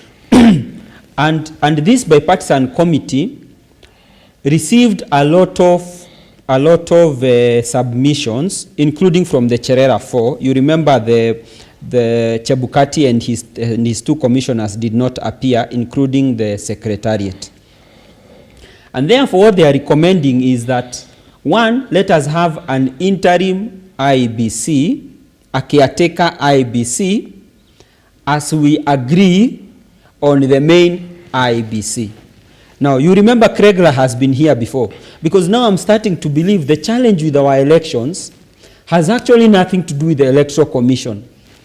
The challenge with our elections is a deficit of trust amongst Kenyans. Now, what this panel is recommending is that the 9 commissioners shall be put into office by a panel, the 9 now members, by a panel that will constitute ISPAC. This is the Institute of Certified Public Accountants. It also brings in the Law Society of Kenya. It brings in Parliament in terms of the political parties. Yes. I think I've mentioned the Law Society of Kenya. It brings in the issue of interreligious council to make sure that they also, you know, are party. What is the function of religion there? You know, there's an assumption that religious people are the cleanest. I see there is an assumption that they bring credibility. No, I understand what you're saying, but my question is, yes. We need to get IBC working, okay? The others here said they are very right. We need people who can we may not even need accountants, we may need actuaries. Yes. People can do complex sabus. We may need IT people, okay? Very good IT specialists. We may need Law Society of Kenya, because there are so many law issues in IBC which you need to. But do we need religion there?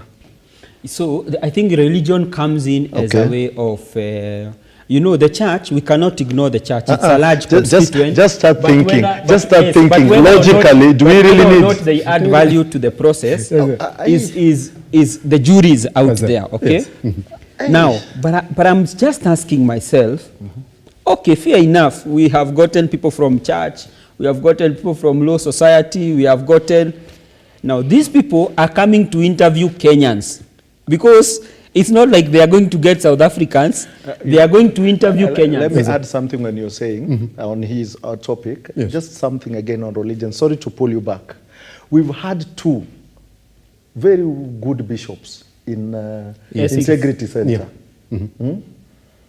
And by that time, we've stolen more than even the time we had the first ethics chair, who is former peak. Aaron Ringera and Lumumba. Mwao. The first was Mwao. Yeah, Mwao, yes. Aaron Mwao. Yeah. We've stolen more than even the time of Lumumba, time of Ringera, and time of Mwao. And we've stolen more when you have 2 very important people of clock. The one we have right now, Kenya is messing up when he's seated there, Oginde, and now the one we had initially. Yes. And we may think people of the clock are clean. In fact, this issue that Kenya always think that when you see a priest, you see the Holy Ghost, is wrong. They're humans. So me, I don't see what IBC is doing with clock. Clock should not be there. Actually, we are messed up more by the clock. Yes. But be that as it may, that's their proposal. It's actually not my proposal. And I agree with him. We need a discourse on whether we need those actors on the table. But my question is, at the end of the day, these people are going to sit down as a panel and interview Kenyans. Okay? Now, who are these Kenyans that are going to go before them? Once these Kenyans are put, now we start our usual theatrics. Ragalo must be Kikuyu. Because he speaks Kikuyu and his name is confusing. Simba must be Luya. Now, we have 3 Luyas in this commission and 2 Luos. These people want to steal the election. You see, at the end of the day, their qualifications now no longer matter. It doesn't matter whether they are ICT experts. It doesn't matter whether they are lawyers. just by virtue that we have been given candidates, yes, and they are now commissioners, yes, the same politicians you see, you will not even believe they were part of the process. Yes. They will now start canvassing and telling the country, you know, we don't trust that chairman. You know, last time we had a Luya chair. This is what this is. Exactly so the question of elections in Kenya, yes, is not a question of the question of elections is not a question of commissioners. It's a question of deficit of trust and integrity within Kenyans. And I keep telling you time and again, if a lorry of unga for some weird reason gets an accident here, a majority of Kenyans, even the one in suit, are going to rush and take unga as they put into their vehicle, just like they did at Uhuru's farm. Why? Because a majority of us as Kenyans, it's only that we lack the opportunity. You know, sometimes you're good because you lack the opportunity. But if the opportunity were to present itself, you'd actually act like your local MP or the local cabinet secretary. So I think that's an important issue. To add again before you cut him. Yes. The issue of court order, that they will form an inquiry doing any of court order, something on court order. Yeah, just to make sure that every state officer respects a court order. And if they disrespect it, then... Do you even need to form another commission? I mean, whatever it is, to respect court order. Surely, nini tunafanya? Court order, you see the integrity part is talking about. Ethics and integrity. Yes. Chapter 6, I think. Yes. Yeah. Ethics and integrity. That's all where it lies. You expect Eric has been told to go to court in the evening for sermon. You expect Eric to go there. This issue of court order ya Miguna zui kesi ngapi Miguna was asking to come back home and not granted. It is not about us forming offices. The same way he's saying, ni discipline too. Ni Kenya tukae chini, bro, what we are lacking. And I think today we are agreeing on so many things. That's why we are not even fighting on set. What we are lacking is, you remember we were to form a commission of integrity where we are supposed to sit like South Africans. Truth and justice. We were supposed to sit down and face off. These things need people to sit down. We even tell the president, there was a court order. You don't do this. You did this. You tell the minister, there was a court order. You didn't do this. You did this. All the way to the chief, all the way to sisi wenyewe tuambiane ukweli. Because ukiona ati court order is not being followed. It's not the issue of court order being followed. Because court order is a paper. You will decide whether you want to follow it or not follow it. But what does it give? If you don't follow a court order, you cannot run as a president in this country. Reason is, you've gone against chapter 6. But you jump court orders and still run. People think integrity ni usiwe umeenda kule, and then I see tukisimama, because I've done this not once, you are assigned to pick very many papers. Unaenda integrity uchukue karatasi uonekane uko msafi, wapi, but you jumped a court order. So you'll have all these papers, but you are not having good integrity.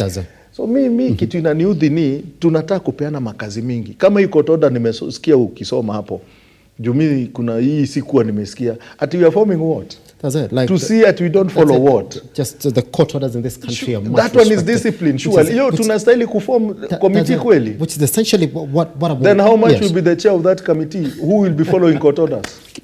Here's $500,000 with a transport allowance, with a TX car, with a bodyguard, just to follow court orders? Ragalo, there's a question that I gotta ask you. Ile bangi tunavuta hii Kenya. Let me use that word. It will make us mad. Here's a question that we're asking you this morning, and I want us to look at Kimani Ichung'wa's tweet again. This is yesterday, responding to some of the Azimio coalition leaders who are essentially saying, well, we disagree. And this is what he says. This one, responding to Eugene Wamalwa, left on Friday ahead of the conclusion of the talks, claiming that he was traveling to Kinshasa and left his blessings to the rest of their team, saying he would sign when back. As indicated in our statement, all along, there were forces linked to the past state capture that were hell-bent on scuttling the talks. There are pains now that the process never collapsed as they had prayed, and for that state capture master is very mad. It's going to collapse. people are going to vote no. That's it. But then the question I'm asking this morning is, Ragalo, I mean, you included fantastic proposals on paper. Right here, that we've had. Which ones? 50% reduction of 16% to 8% VAT, 50% reduction of school fee in this country. Yes. I mean, they're beautiful on paper. It's that if you decided to join the likes of Eugene Wamalwa and Mother Karua, who've waited until the report, the presentation stage to say, we're going to vote no. Ragalo, where have you been? Where has Mother Karua been? Where has Eugene Wamalwa been? Brother, why did Eric Ragalo attend maandamano? Why did you attend maandamano? Thank you. That was a beautiful question, even better than what you were asking me. I went to maandamano because, and I wore, in fact, I was carrying uma pandei, yes, kijiko pandei. That's it. Okay? Sufuria kwa kichwa. Sufuria sikuwa nayo. Sufuria mliwachia kioni. Why was I attending maandamano? The reason was simple. Yes. High cost of That's living. it. And we were looking at parameters on reducing high cost of living. Some of these parameters were very easy. Why do you double State House budget? Ni gari hauna, ni petroli hauna, ni nini hauna, why are you doubling? Ama ni nini inafanyika huko wenye 4 billion is not enough to have 8 billion. And even now, I saw the proposal yenye inaenda sahi December hii of amendment bill tena iongezwe. Okay? Na shanga ni nini inafanyika State House yenye mapesa zinatakikana huko mingi na Mkenya wa chini petroli inammaliza. Ni nini hauna? Lakini walikatiwa 5 shillings. Look at it in a bigger picture. In a bigger picture, I'm not only talking of petrol. I'm talking of other services. Take it or leave it. The government hospitals in Kiambu County have increased theatre fee. Theatre fee. There's a hospital that was charging 7,500 theatre fee. Right now it's 13,500 theatre fee. How much is that percentage? Now I've stopped talking about that 5 shilling then. I'm looking at that sick person who is now going to add 6,000 on charges for theatre. Where are they going to get that money? If you look at that, you'll understand the pain people are undergoing. So my issue was of going to maandamano was to reduce cost of living. And as we reduce cost of living, we were asking about integrity issues where my brothers really tackled nicely. Of IBC, that IBC integrity is an issue as we are talking of cost of living. So my issue is now, what have you reduced when you reduce people's per diem? How much percentage is that? My friend, it is 0.1%. Kwani how many are you targeting with that per diem? How many people are you targeting? Do you know watu wa kule chini per diem yao ni dhao ama 2,000? But do you know mtu wa huku juu? If someone travels, look at, you Google, Kenya per diem in different areas according to distance. Do you know per diem to Singapore is how much? 160,000. 160,000 a night. Yes. But per diem going to Rainbow Hotel for a meeting for management of something is 1,000, 2,000. So what are we talking about? Which one are we talking about?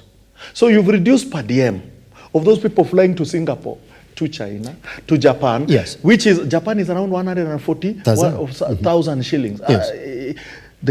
Now my problem is, you've reduced that per diem. How much money have you reduced? You've reduced travel allowances. What other allowances were being reduced there to 50%? That's it, just travel allowances and per diem. That's it. So travel allowance of who? And flying economy class. Economy class. For flights less than 4 hours. Now, my question is, how much have you reduced in our economy? Ragalo, is that the question? Hata ifiki 1%, which means your pesa ita change nini? Does it, Ragalo, is that the kuboa watu wanatuboa. But is that the question, Ragalo, that you should be asking? Is that, shouldn't you be asking, why did the Azimio team sit there and approve this as something that touches on the cost of living? Should that not be the question? Azimio team is who?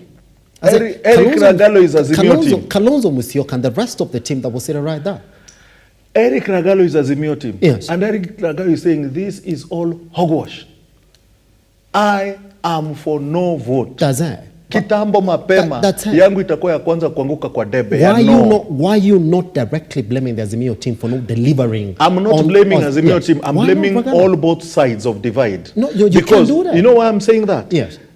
Now, NADCO is not Azimio. Yes. It is a committee for Kenya, Pretty to look much. for Kenyans. So, I will say NADCO did do their job. Yes. I don't have a problem with any other thing they have done, but cost of living.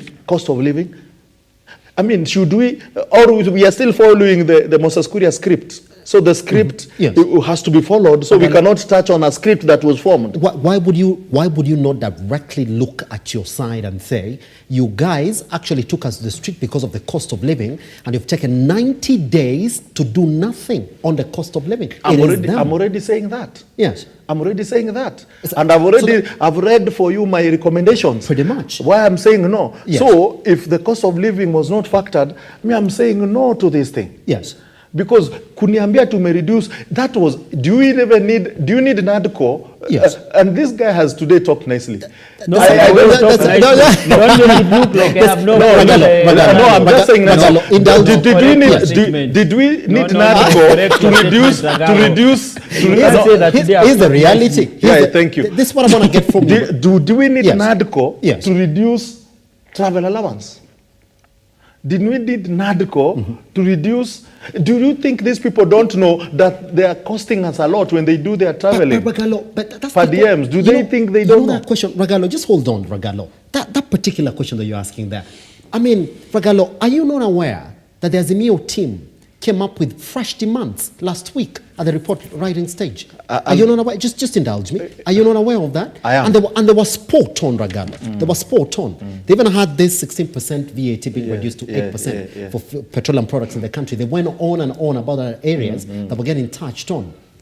Now, when that is the case from last week to this week, where Martha Karua and Eugene Wamalwa and some of them within their coalition are saying, well, we do not support this report if it does not directly impact on the cost of living in this country.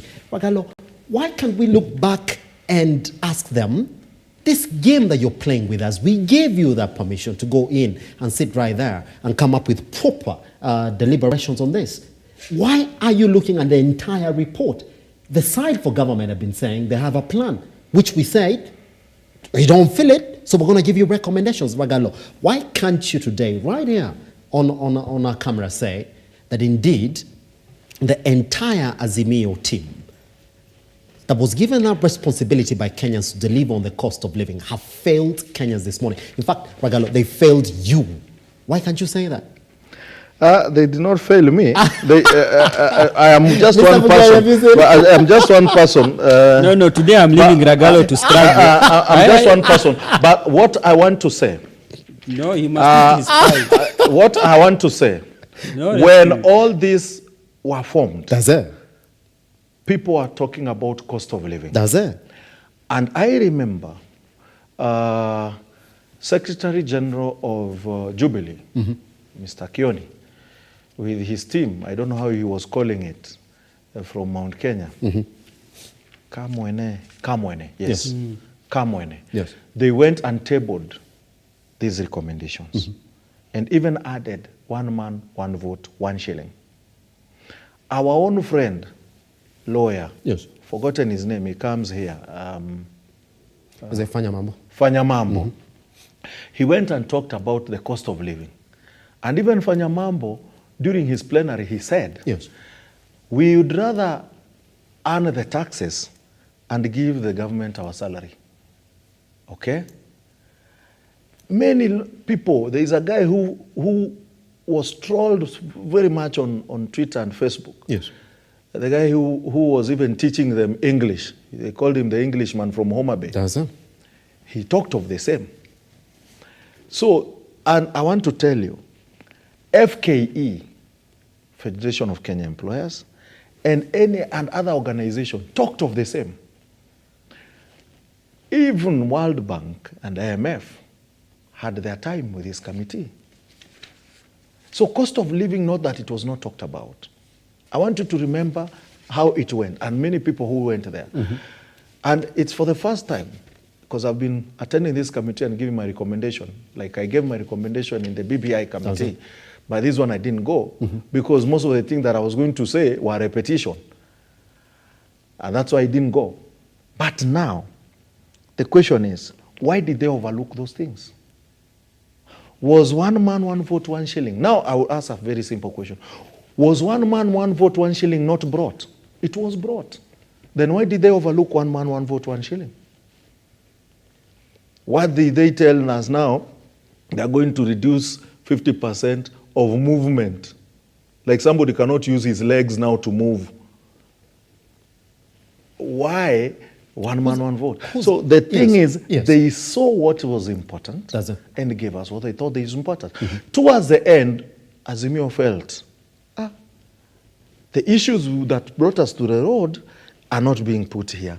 We're going to give them afresh to remind them that these things, by the way, we talked about them. So they were given fresh demands. But they were not fresh. They were demands they were already new because Fanyamambo gave them. Okio Mutata gave them. Okia was there. Gave them. Many people gave them. Yeah, I'm giving employers and manufacturers, even the need of manufacturers, gave them. And if not the thing then, I want us to look at cost of living vis-a-vis our state of life. We had a report that said Kenyans have lost 70,000 jobs in 1 year. Yes. More than 70,000 jobs. Is that not high cost of living that is making that? Whereas he had told us he's going to ensure we have over 200,000 jobs in one year. Okay. So what is happening? We are losing 169 people per day. Yes. Are getting either retrenched or being shelved off. And that we do agree. Right if we don't ask a tidy question, if Eric forgets that people are losing their jobs and say what is being brought here is nice, and then we start massaging a name of a cabinet secretary to call him a prime minister, this thing should just fall the first day it hits. In fact, we are going to court. If we court will not survive, we go to the people. Wacha ianguke na bila kura yangu. Ayawa ianguke bila kura yangu. Here's the thing, Mr. Mungai. So probably we'll get Ragalo this morning. I like how I'm allowing Ragalo to vent. He's playing your game this morning. It's psychological therapy. He's playing your game this morning. This is a question that I asked him. His troop members are failed. This is a question that I asked him, that prior to these talks, even members of that committee from the government side had said that we're not going to talk about anything about the cost of living because this government has a plan. We need more time to implement our plan for the cost of living. You guys are going to start feeling it as time goes by. Let me remind you what the president said last week. Again, he said that the cost of fuel was going to keep on coming down starting this month, and then it'll keep on going down considerably. Good.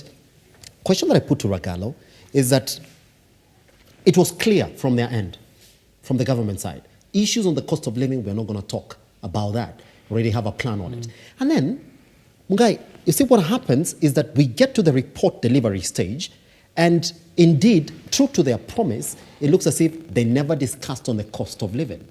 And the same guys, even some of them were in that report, come out and tell Kenyans, we do not support that report. How ironical can that be this morning? Number two, you hear what the Kiharu Member Parliament is talking about, even after that report has been tabled. It's the same talk pre these discussions. What we're saying, do you need a prime CS? Do you need to talk about positions? No, but gonna deliberate on these issues and pass what we think is important. So it's not even done yet. Mr. Mungai, as it stands, why is Wagalo avoiding blaming the ODM side for not being proper negotiators for the sake of Kenyans in this report? And number two, is it ever okay to have the president say, we're going to pass it, I'm going to make sure, and you have a member of parliament, Didi Nyoro, come in and say, well, we think some of these issues here are useless, Kenyans don't have time for them. I mean, those are conflicting reports from a leader within UDA and the party leader. I'll tell you why Azimio went into these talks knowing pretty well that there were issues that were not on the table for discussion. And one of the issues was Article 43 of the Constitution, on economic and social rights. This is what has been christened as the cost of living. And this has been, say, addressed in the report, though not exhaustively, but to some extent. And this is what I mean.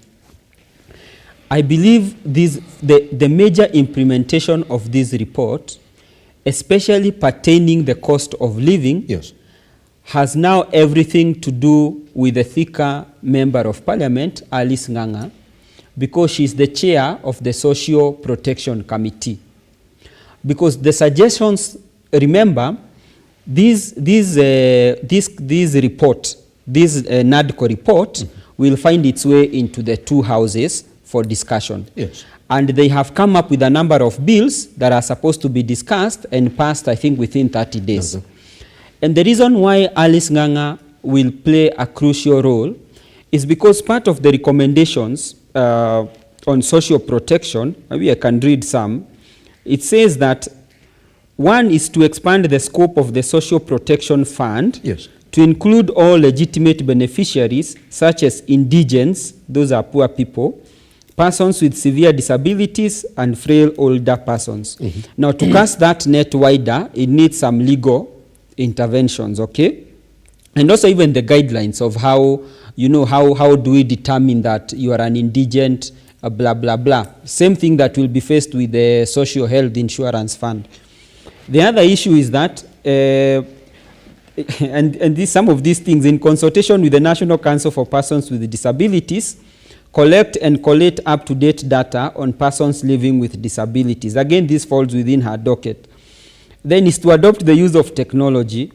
And lastly, in consultation and concurrence with the National Treasury, review upwards, so this is still, you know, her docket, review upwards the allocation to all beneficiaries under the Older Persons Cash Transfer Program, the National Treasury to consider reallocating the savings made from reduced government expenditure on daily subsistence allowance for state and public officers by 30% towards an increase of allocations under this.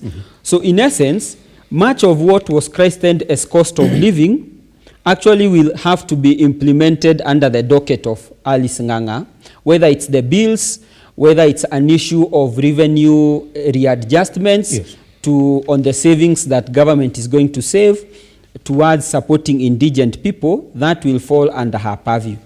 Now, as to how she plays her card, we as a country now, we will have to observe how she goes about implementing Article 43 of the Constitution vis-a-vis the recommendations of the NADCO report.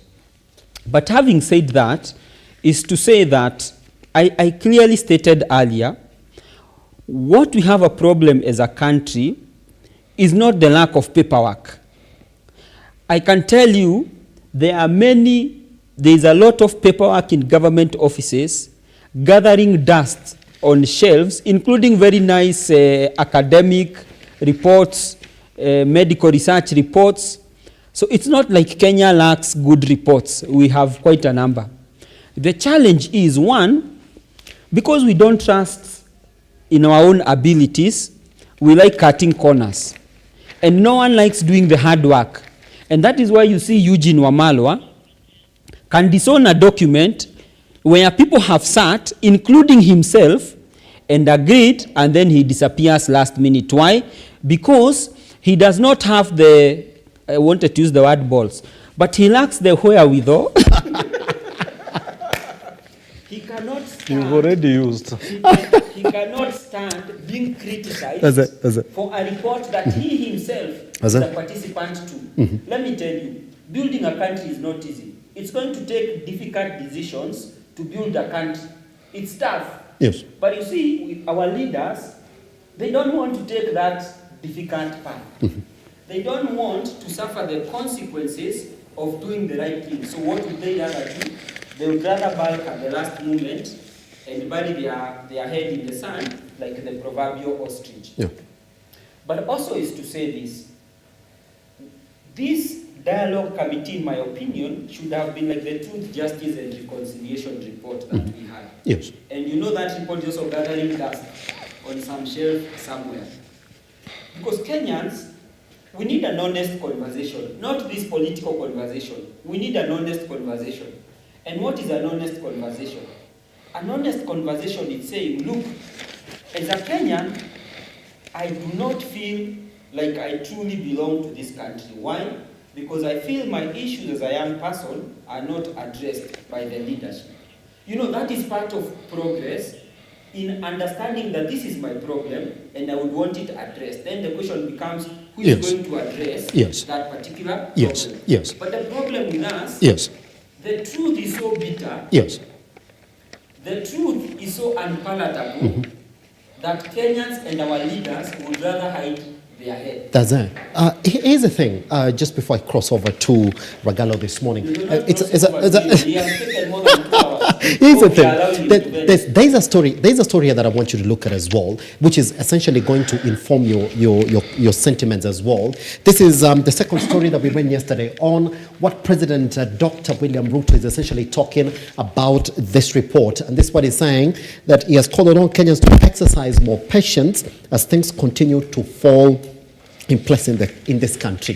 He also went right ahead to speak about what he thinks about this NADCO report. Let's take a look at this story. Once we come back, give him 1 minute before he cross over to Ragalo, because the question for Ragalo is going to be then, what next? If indeed the same azimio coalition is saying, well, we do not need this report, it doesn't speak true to the needs of majority of Kenyans, and even within UDA, those leaders were saying, well, we also feel this report is as useless as it can be. Let's take a look.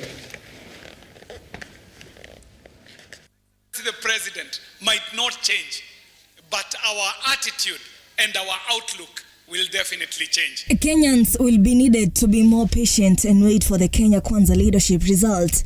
These are among the statements that dominated the air during our church service at Priesthood Fellowship Church in Roysambu constituency from leaders who had accompanied President William RUTO. Na haya maneno mengine yote nataka kuhakikishia Wakenya tuwe na subra na mambo yatakuwa sawa sawa.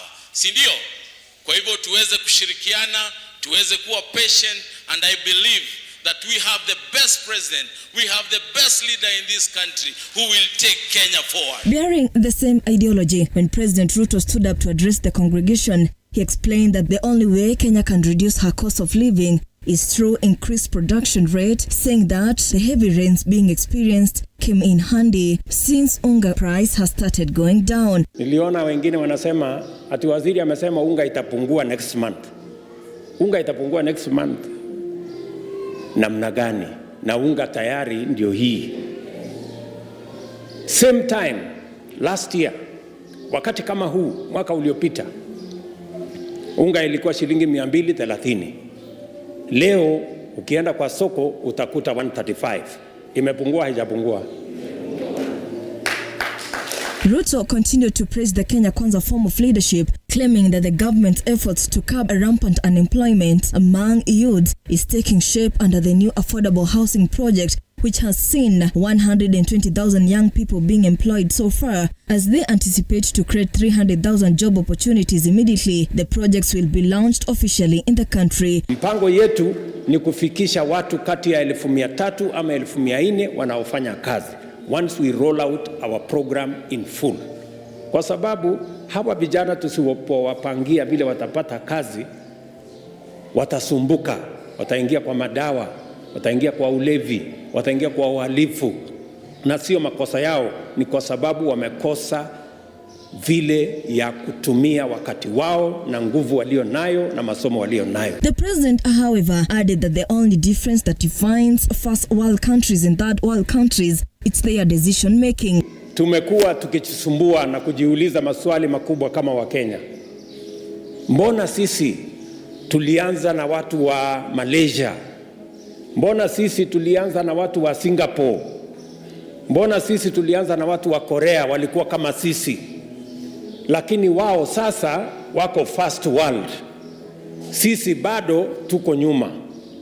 Tofauti ya wao na sisi ni maamuzi ya uongozi. Additionally, RUTO was saddened towards the poor learning conditions in Nairobi County, saying it's a shame this being the country's capital city. Tumeweka shilingi bilioni 1 ya Nairobi County kujenga mashule ya watoto wetu hapa Nairobi County. Nataka wale watoto wote wanaishi especially in the informal settlements, hao wabunge, na nitashirikiana na wao kuhakikisha ya kwamba we build an additional 3,500 classrooms in Nairobi so that all our children have an opportunity to go to school. Ruga Ival, Lookuptv. That's it. On the back of this particular report, you can hear the president saying that he's supporting it fully. He's going to make sure that it essentially goes all the way to the implementation stage. But then, it's not the same sentiment that is shared by leaders from within his party who are saying that we don't feel that Kenyans actually want all those recommendations that have been put in that report. So why double speak? Is it that the president is not becoming truthful on this? Since the same people are going to sit in that National House and debate on this report, Mr. Mugaya, the people are saying, well, some issues are useless. We have a lot of hypocrisy, and I keep repeating this as Kenyans. Yes. We have a lot of hypocrisy in the sense, especially the political leadership. We say one thing while we mean the other. Yes. Eugene Wamalwa brings to the fore, he's actually the exemplification of what could go wrong in terms of morals of a country. Yes. That a man is willing to sit down in a panel with other men of his equal, sit through the deliberations, and if Kimani Ichung'wah is to be believed, yes, cheat the fellow members that he's going to Kinshasa, and he has, and I believe Ichung'wah, by the way, because when I look at Eugene, I believe he's a man who can do that. Cheat fellow members, he's gone to Kinshasa, and then disappear, and later come out in a Catholic church saying that he will not sign that report. It's a spite on the face. What about Nyoro? No, you see, Nyoro has been consistent. Yeah. He said he's not interested in those bipartisan talks or their outcome, including even the deputy president. Notwithstanding what your party leader and the president is saying. No. You see, yes, consistency is key. Let us talk about consistency. Nothing stops Ndindi Nyoro from voicing his opinion on what he thinks of the talks or their outcomes. He has been consistent.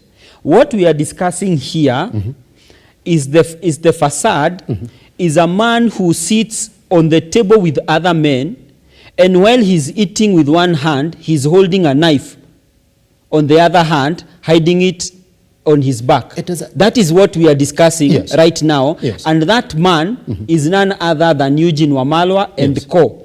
And I have told you on this show, the reason they are doing that is so that they can put Kalonzo Musyoka on the cross and brand him as a traitor, the man who does not understand the troubles and the challenges facing Kenyans. That is where the script is going to end.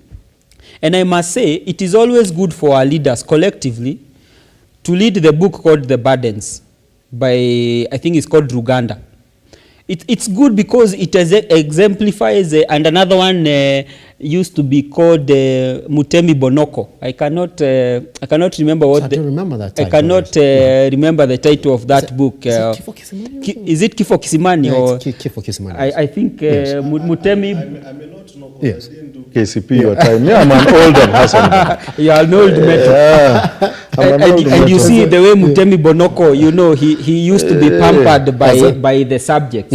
I think it's good that our leaders take time off and read these books so that they also understand how we sometimes as citizens view them and their greed and their hypocrisy in terms of saying one thing and actually getting to do the other. Does it? Here's the thing, Ragalo, that we're going to look into. And it's going to be a bit, hopefully this time around you're going to be able to navigate then. And I want to read for you the sentiments of one Alfred Keter, former Nandi Hills Member of Parliament, who was saying that I want to initiate an impeachment against President William Ruto. And then he goes, those of a similar opinion say, aye. Then he goes there, I have it. And this is his thinking, that indeed when it comes to implementing the things that need to make the economy work in this country, he has completely failed. And he's been a critic from this end. And let's look into it. When Ndindi Nyoro is over the other side, you see, I like what Mugai is saying, that consistency is key. Now we have a report. They've opposed it, throughout the committee forming stage. They are posted throughout the negotiation stage. And now that report is out, they're still opposing, saying they're going to do justice to it when it comes to the National House and the Senate House. Is it ever wrong to speak against it when your president is saying, I'm going to make sure it is implemented? It's not about consistency. It's about integrity. Those people have no integrity. They are liars. There's no integrity there. Nga, you do agree, Ndindi Nyoro, it's about integrity. Ndindi Nyoro was consistently saying Uhuru Kenyatta has made the life of Kenyans unbearable. Yes, he was giving an example of mtu wa pikipiki haizi hata fuel pikipiki yake. Right now, Ndindi Nyoro is not saying the same thing that RUTO has made the life of Kenyans unbearable by putting the VAT at 16% and all the other things. So, which consistency are we talking about? Ndindi Nyoro was a member of Jubilee and the Jubilee hegemony and the Jubilee failure. So is to say, President William Ruto was a deputy president for 10 years and the chair of the Governors Economic Forum. Yes. I've forgotten how the law, it's usually a long name, which the Economic Forum of the Governors, he was part of it. He was not part of the government, he was. Majority Leader Kimani Ichung'wah, who was he? He was the head of the budget, he was the chairman of the budget. Some of these 8% of Uhuru Kenyatta that were being passed in parliament, who was tabling them? Kimani Ichung'wah. So Kimani Ichung'wah, was he not part of making Kenyans have a hard time during Uhuru's time? And still making Kenyans have a hard time during Ruto's time? Is that consistency we want? Then that is the consistency there is. And let it be then. Yes.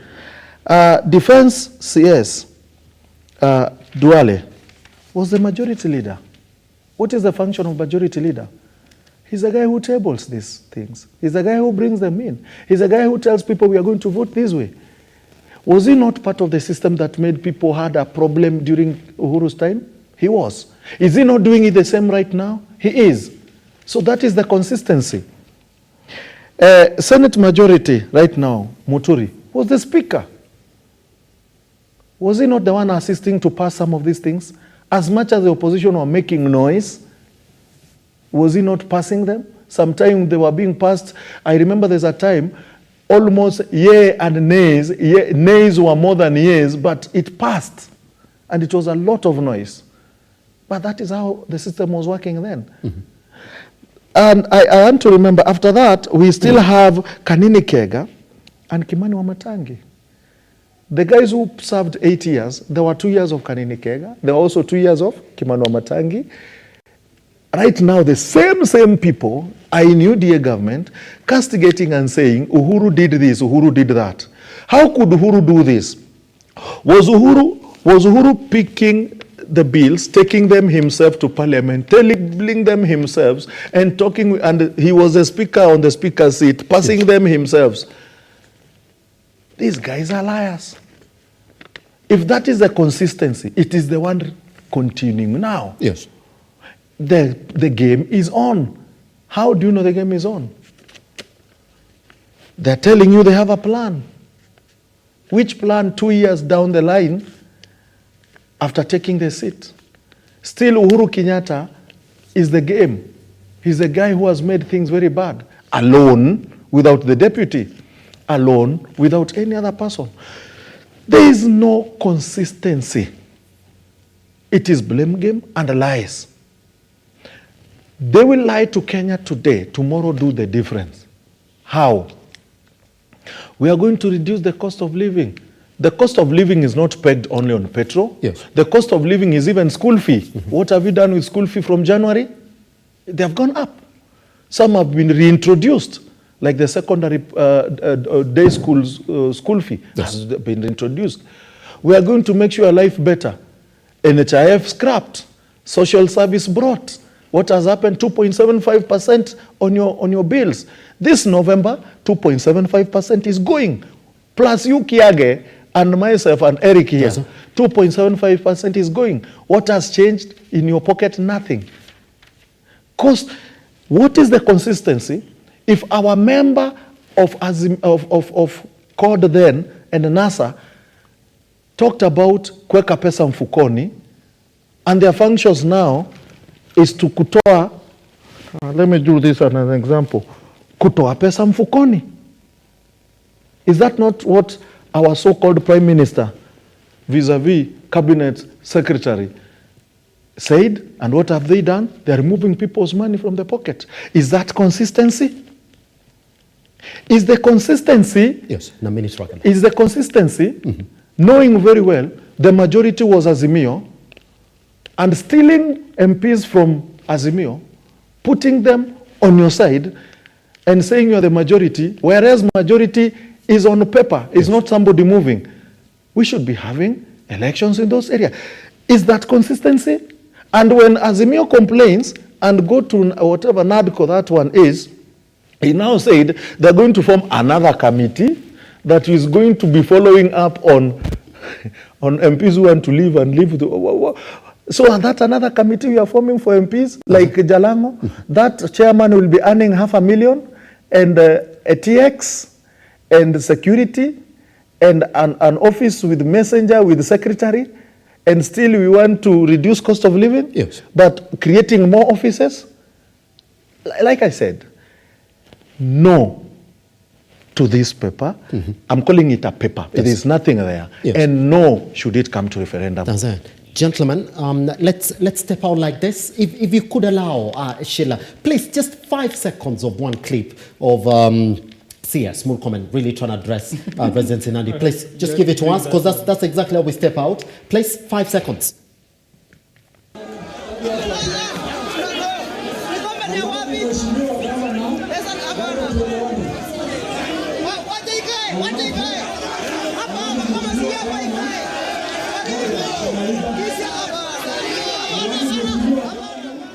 Here's the thing. We're going to talk about it. It's an entire conversation. 5 seconds is all that you get. We saw the same happen to Chilshire. We saw the same happen to CS Murkomen. It looks as if things on the ground are very tough now. What's going on? In Calbanet, yes, yesterday, yes, in terms of Murkomen versus Cherargei 1, Murkomen 0. That's it. Not the very first time. Chilshire, now Murkomen. What's going on? RUTO is going to be a one-term president. So who's going to be the head of Kalenjin Nation? We'll leave it there. You see that conversation we've started here with them? I'll call them back again. Because two people are reading from different sides. But there's a headline also that essentially is attached to this. Members of parliament telling the president, hey, you got to reduce these levies because huku chini kwa ground, vitu ni very, very difficult. Also, rumors abound that the president is a one-man show. The CSS are not making decisions. Could that be what we're saying now? Take them back online at Lookuptv across all your social media platforms. My name is Simba Elijah Charles Kiage. Tomorrow is another time for us to do this. Goodbye.